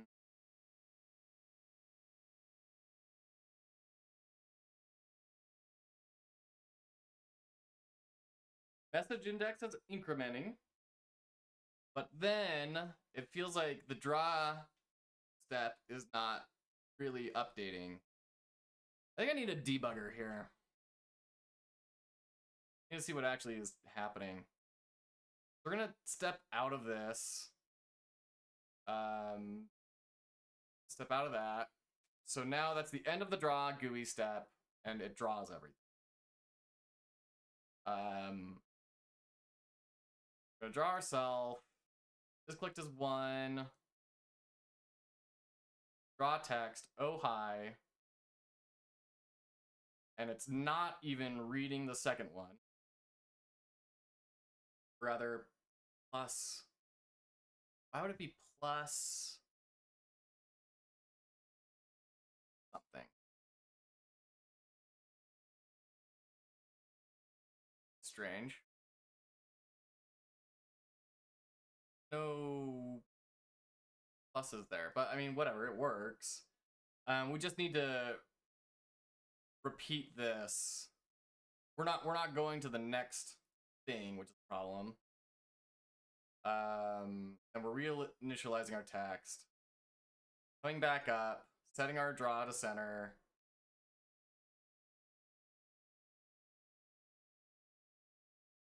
We're shifting the value. Still at oh high.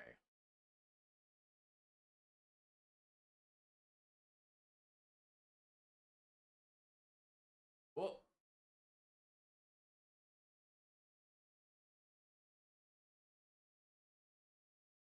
Oh. Really? Well, that's a problem. We're saying for I equals 0, array length underscore message. But that's not an evaluative statement. Okay. Once again, this is probably not going to fix our problem, but it is definitely a problem. While I is less than array length message. Or equal to. So that will get us right up to the very end. As again. Kill this, debugger. Okay. Step, step, step. Oop.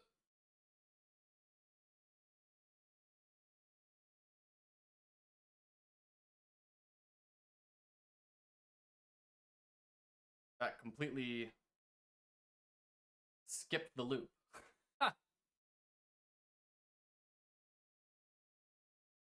But weirdly enough, stopped drawing it.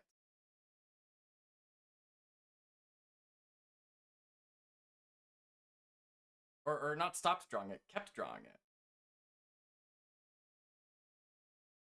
Which is weird. Like it's stepping over things. If is clicked equals 1, draw text coins, plus draw self. If is clicked 1.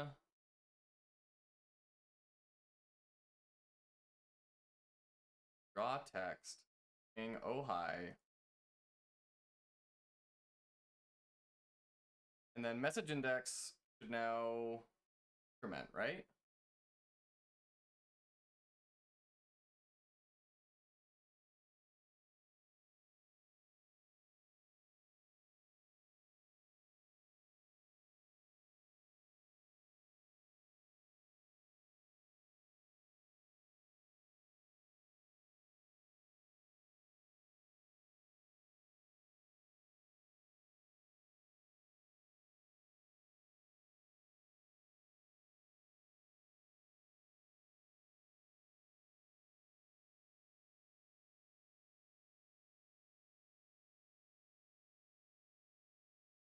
Ooh, boy, we're gonna have to,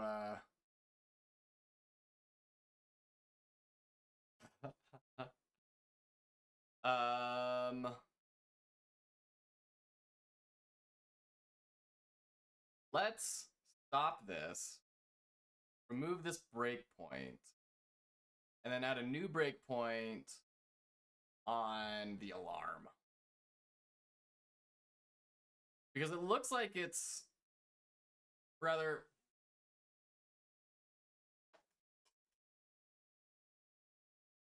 The loop, for whatever reason, doesn't seem to be working. I do need to figure that out. But, I want to try investigating this not rotating through the dialogue problem. Okay. We are at message index plus equals 1, right? So this should now be 1. It is. Hooray! Object player set to transparent. If message index plus equals 1 is greater than or equal to array length of dialogue duration,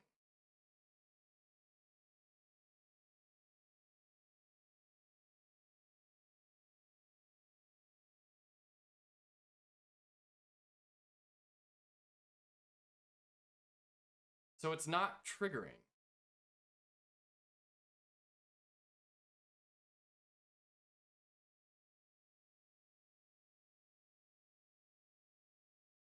Over, we're now at message index equals 2. And if message index is greater than or equal to dialogue duration, it shouldn't be? Should go up to 3, right?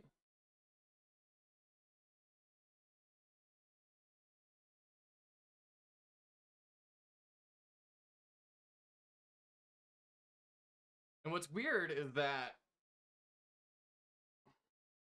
we are incrementing message index. It is working. And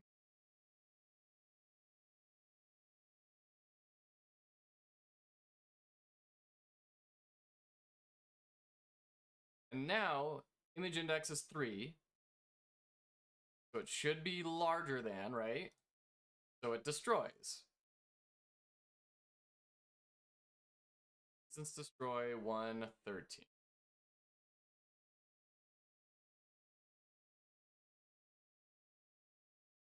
But then it still exists.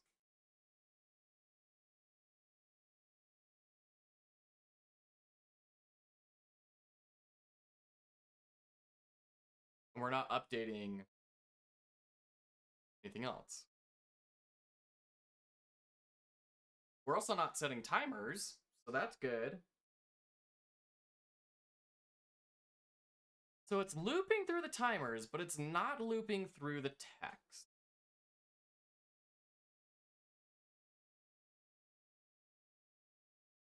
Oh. Sanskar, what's up? We are making every programming mistake under the sun, trying to figure out how this works. How are you doing? And I think I just figured out what's going wrong. We're popping off, we're shifting the top value of the array and moving our index forward. So we're like jumping forward a bunch when it shouldn't be happening. Let's try this again. Are we gonna see a change? No, we're not. Not a biscuit. But I do think that's right. I do think that's what we want to be doing. We only want to be reading the top most thing ever programmed a game for. Is that C#? This is Game Maker. The Game Maker engine. It's really good for 2D games. From what I understand, this is my very first project I'm doing without a tutorial. So it does have a lot of similarities to C# and you know, JSON and everything, but I don't actually know what language Game Maker used now that I think about it.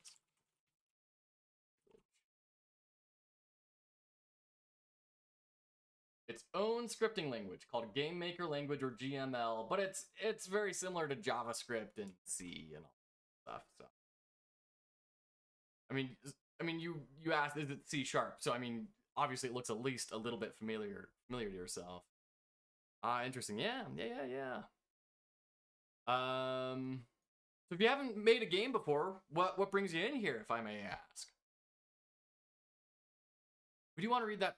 You want to take that top variable? Ooh, but it's of the secondary one, right? That's of the second dimension.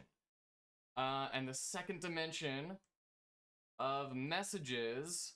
We're popping that off. That's why it's not displaying the enemies line. Oh, man. So if I get rid of that second dimension reference,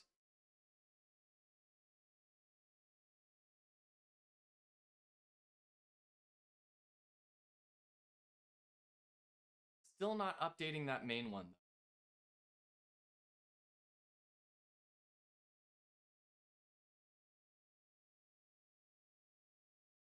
Message equals array shift, which, okay, let's go back to the whiteboard. So I have to wake up at 6 a.m. in my time zone. Currently 1 a.m. I can't really take the risk to go to sleep at the moment. Just programming and chilling with Twitch. Right on, right on. What are you coding? So theoretically, this shift will take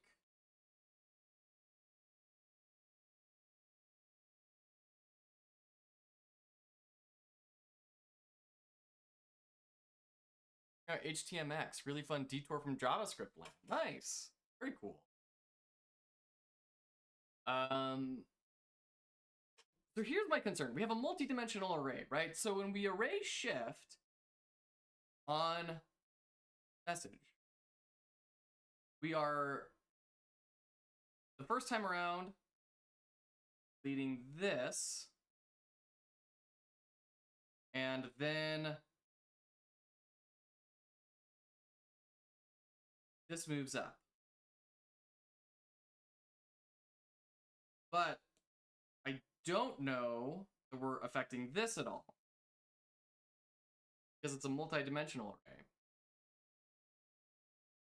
Like if we were doing, we had an array that was just a one-dimensional 0, 1, 2, 3, and then we shifted, these would all slide over. That makes sense. But since we have a two-dimensional array,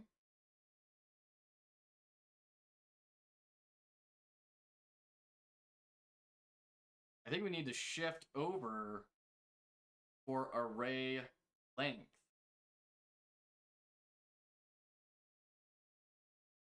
So then message needs to be an array. Oh my gosh. All right. Let me think this through. So message needs to be an array. Underscore message needs to be an array. And then we need to loop through equal to the length of the second dimension. What exact problem are we having here? Seems like an array size miscalc. So, honestly, your question is a fantastic one. What exact problem are we having here? An excellent question.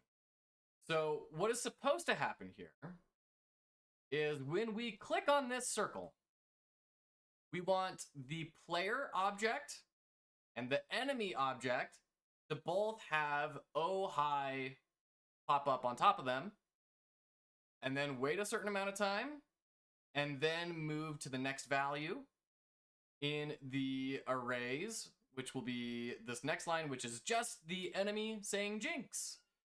Wait another certain amount of time, and then go back to the player saying ah.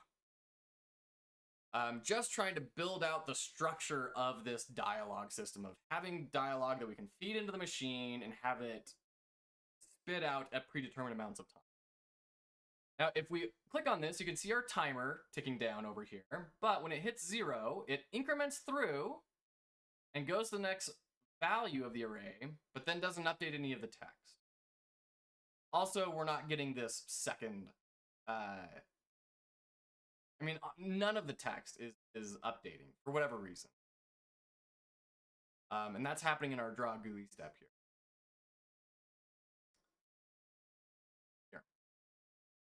Where we are taking the top value, we're popping off the top value of the array. So we can just see the first text. Yes, we can see like the first half of the first text. Which is really weird because it was working before and I have since done something and broken it, which is just perfect. So for some reason, when we're popping off the top value of this array and storing that in a variable, it is only getting, I believe, this 0, 0 value. Instead of getting the entire dimension of all of the lines of text. And so, the array stores those messages. Yes. Yes. And then objects just doesn't seem to be updating at all, which is strange. Yeah,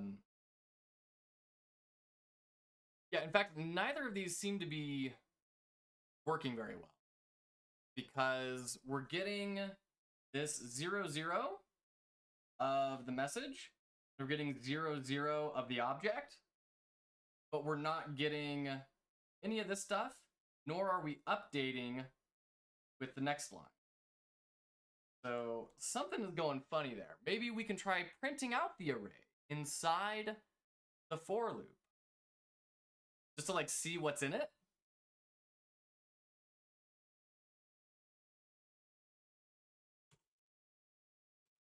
Let's do some debugs. Show debug message. Tuning Ranger, welcome back. How's it going? Got to make sure we're not messing with it by mistake. Hey, it's a good question. Let's make sure that our data is good, right? Good to see you again, Shooting Ranger. How's life treating you? Show message. You know what? Let's just do draw text because it is working. And I can. Let's go to 1000 and 1000. And the text will be, let's do a couple of different ones. Let's do underscore message.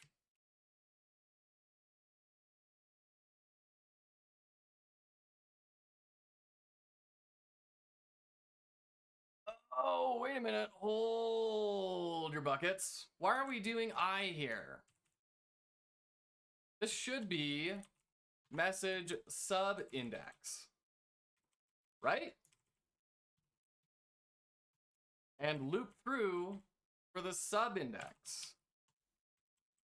And we'll skip redeclaring that and we'll just set it to 0. Oh, right. I is not getting used in the for loop. Yeah. Like I said at the very start when you joined in, we're making every amateur mistake that we can. Okay, perfect. So we got an execution error. Index 2 is out of range. Okay. So it is going too high. So let's go back into, let's throw a breakpoint in here. Go back into debug mode and let's see exactly what's happening. So going into our for loop, draw text, message subindex equals 0. Good. And message is this, it's an array. So it is picking up that it's an array. And then we're incrementing by 1. Good. And there should be one more entry in here. Oh, no, there shouldn't. No, there shouldn't. I bet it's the I bet it's that equal sign. I bet that's the problem. We just get rid of that. I'll clean that up. Hey! Whoa! Hold on! Video games are hard because randoms. Oh man, what are you playing?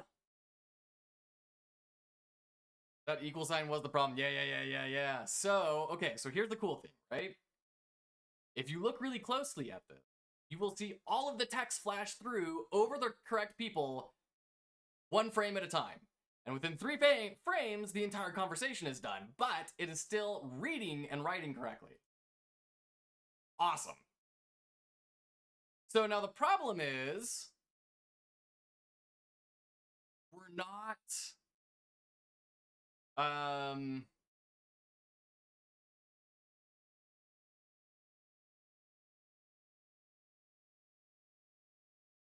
we're not listening, we're not waiting for the alarm to finish. And we're just reinitializing every single time. I'm playing Salmon Run in Splatoon, trying to get what is called 9s. 999. Okay. Salmon Run in Splatoon. Okay. Splatoon 1 or Splatoon 2? I'm very unfamiliar with the Splatoon world, I admit. So now we're back to that same old problem of how do we get this how do we get this waiting for that alarm to die? There's a Splatoon 3? What? When did that happen? A year ago? Wow. All right. Well, that definitely shows you how involved I am in that. Oh man. Okay, so is Salmon Run like a co-op thing? Is that why randoms are hard? Like you're trying to get a max score or something? The messages should appear now, right? According to the mechanics you explained. Yes. So they are appearing. So like if you take a look, it will flash through the entire conversation, but every frame it is moving to the next line of dialogue. So it's not like waiting a set amount of time and then moving to the next. So if once I click this, you'll see it flash through. You can look over here to see that, right? You can look over the red enemy square, see dialogue pop up and out.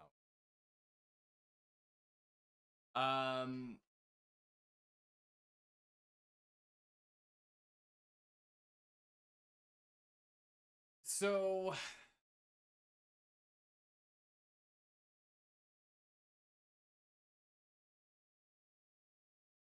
and now we want some sort of timeout between each message. Yeah. And so like theoretically, setting this alarm should, or at least the thought behind it is now the index gets incremented by 1. So it should be looking at 1 index, but that's not what's happening here. We have these variables, speaking messages, meaning the struct, which contains a struct, which contains an array. That's just shorthand for that. But what is happening is we're setting the message to the speaking messages, and that's running every frame. So how do we have that not run every frame? We only want that to run. We want those to run inside the for loop, right? Because what these are trying to accomplish is moving this along. Is cycling through this dimension. That's what the message in the object. It gets all of this so that we can cycle through it. But it has nothing to do with this.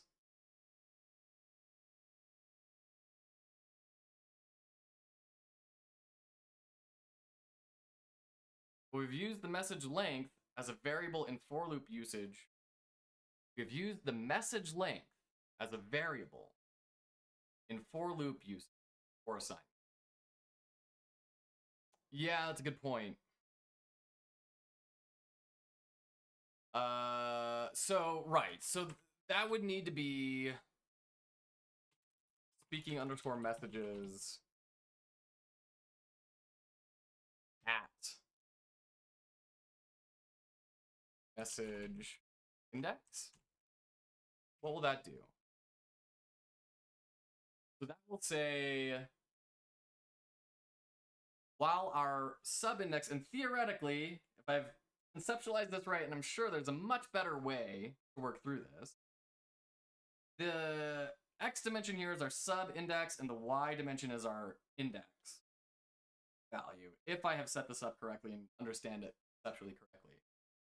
So we're saying if this blue value here is less than the length of the array of this,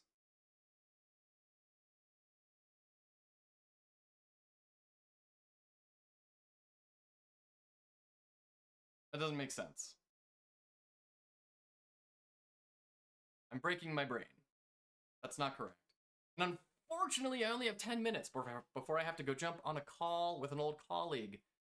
So where is the break in my thinking? Array length. What are we trying to check this against? What is the purpose of this for loop? We want to loop through this blue line. And so we want to check if the position of the index is smaller than the array. And that array is going to be speaking messages. And speaking messages is dialog.messagestruct.message, message being an array, which we are initializing in the child event here.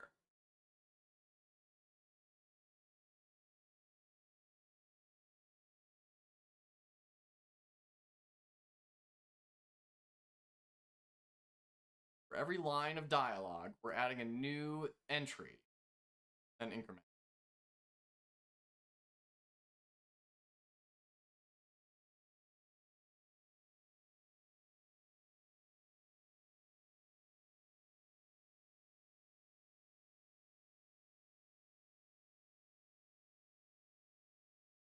Yeah.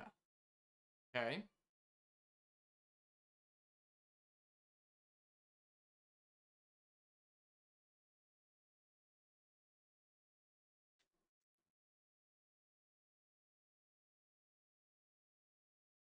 Wait, why am I giving this? No, we don't want that. We just want it to be smaller than the speaking messages array. I'm making this way more complicated. Okay. Getting an error on line 22. So we're going too far on this.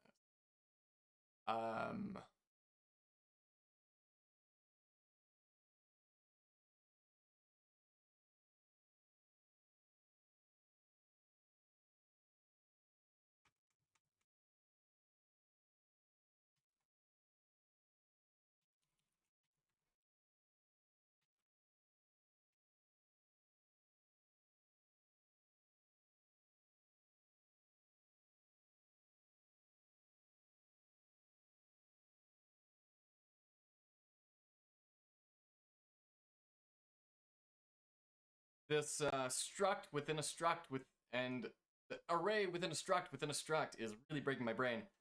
I need to see this step by step. So we're going in, whoop, and we're getting kicked out already.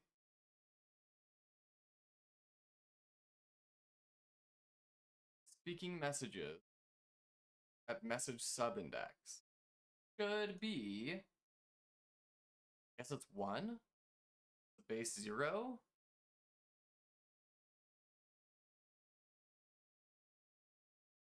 Let's go to the next point. So we do that first initialization, and we probably need to do like +1 or something in here.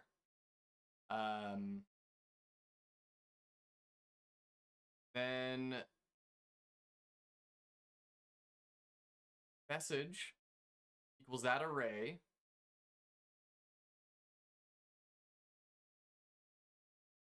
And then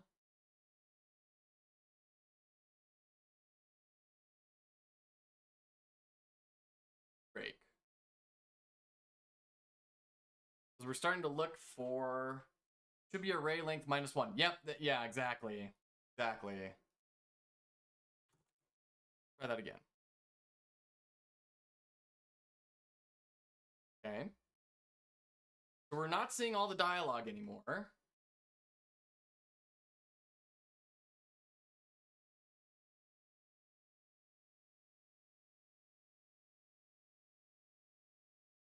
Oh, because we keep on resetting it? Oh, we need another loop. Oh, man. We need another 4 of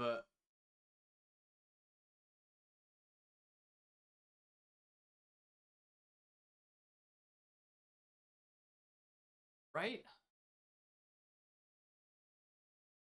Basically, we need to loop through this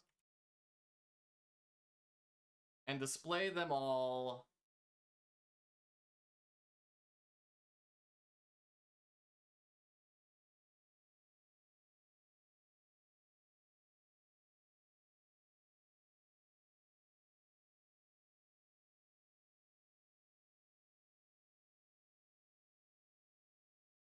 I don't know, the more we're diving into this, the more I'm starting to think we kind of had it better before, right? Because these should be arrays. So like message on this first loop becomes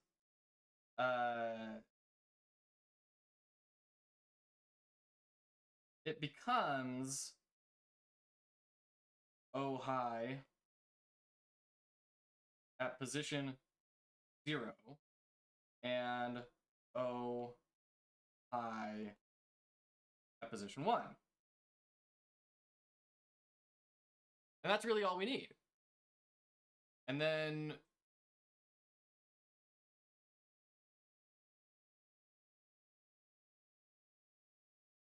we need this to run again once the timer goes.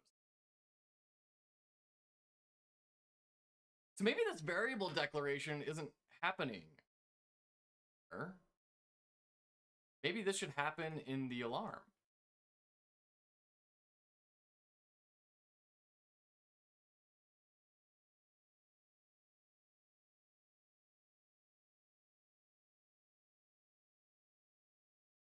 That would mean that it's only updating every time that alarm goes off.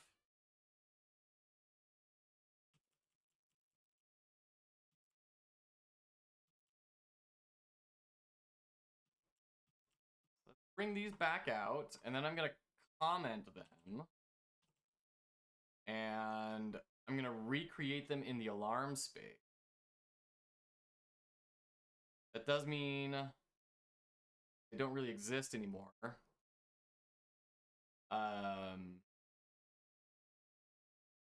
But it can't, these variables can't get declared in the draw GUI phase, because then they're going to be reinitialized every frame. So they can't exist there.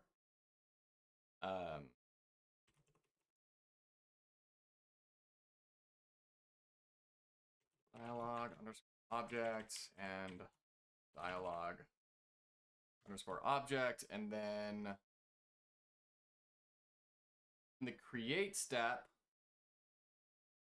we can say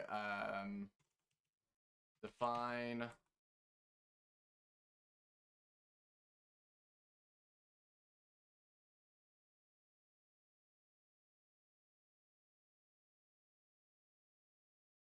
no, it would have to be in the create step of the individual dialog, which is a bummer. We'll have to copy this code into everywhere, but after the localization, we say dialog object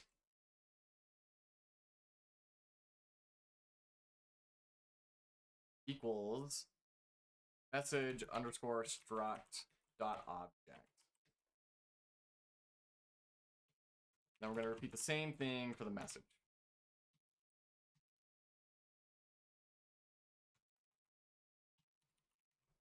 Right?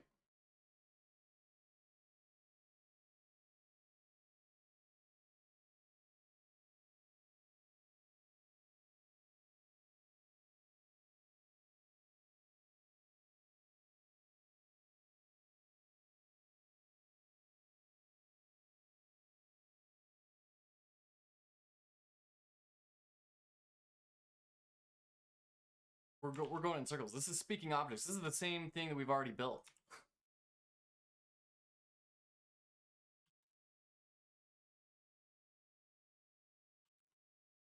And then, so we're setting the objects and messages equal to these arrays. And now we have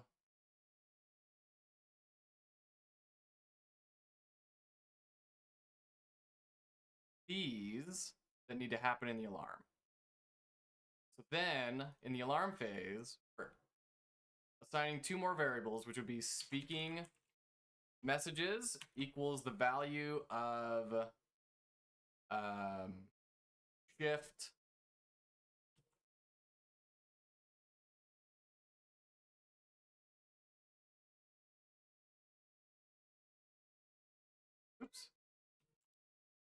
shift, and then same thing with objects. I'm pretty sure this isn't going to work.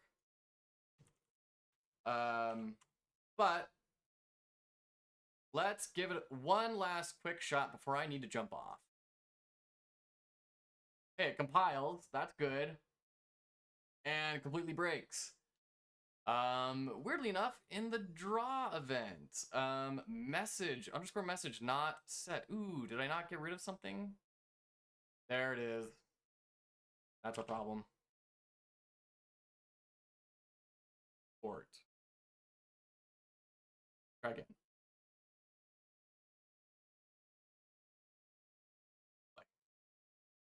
The error message. We're still doing underscore message somewhere. Where is underscore message?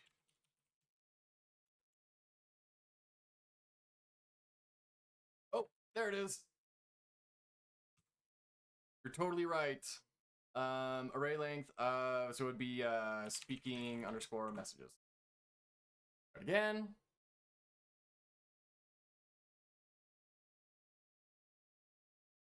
Line 21. Still using something. Well, I'm now a minute late. I gotta go. As much as I really want to solve this today, it looks like it's gonna have to wait. Maybe I'll be on later today. Maybe it'll be another time. I don't know. For those of you who joined us today, thank you very much for joining us. Feel free to follow. However, we are actually going to be moving to YouTube streaming and other streaming platforms at another time. So feel free to join the Discord or just like say, hey, that was a fun interaction. I'm glad to have met a stranger. I hope you all have a wonderful rest of your day. Good luck in Splatoon. Good luck with HTMLX. And we'll see you hopefully another time.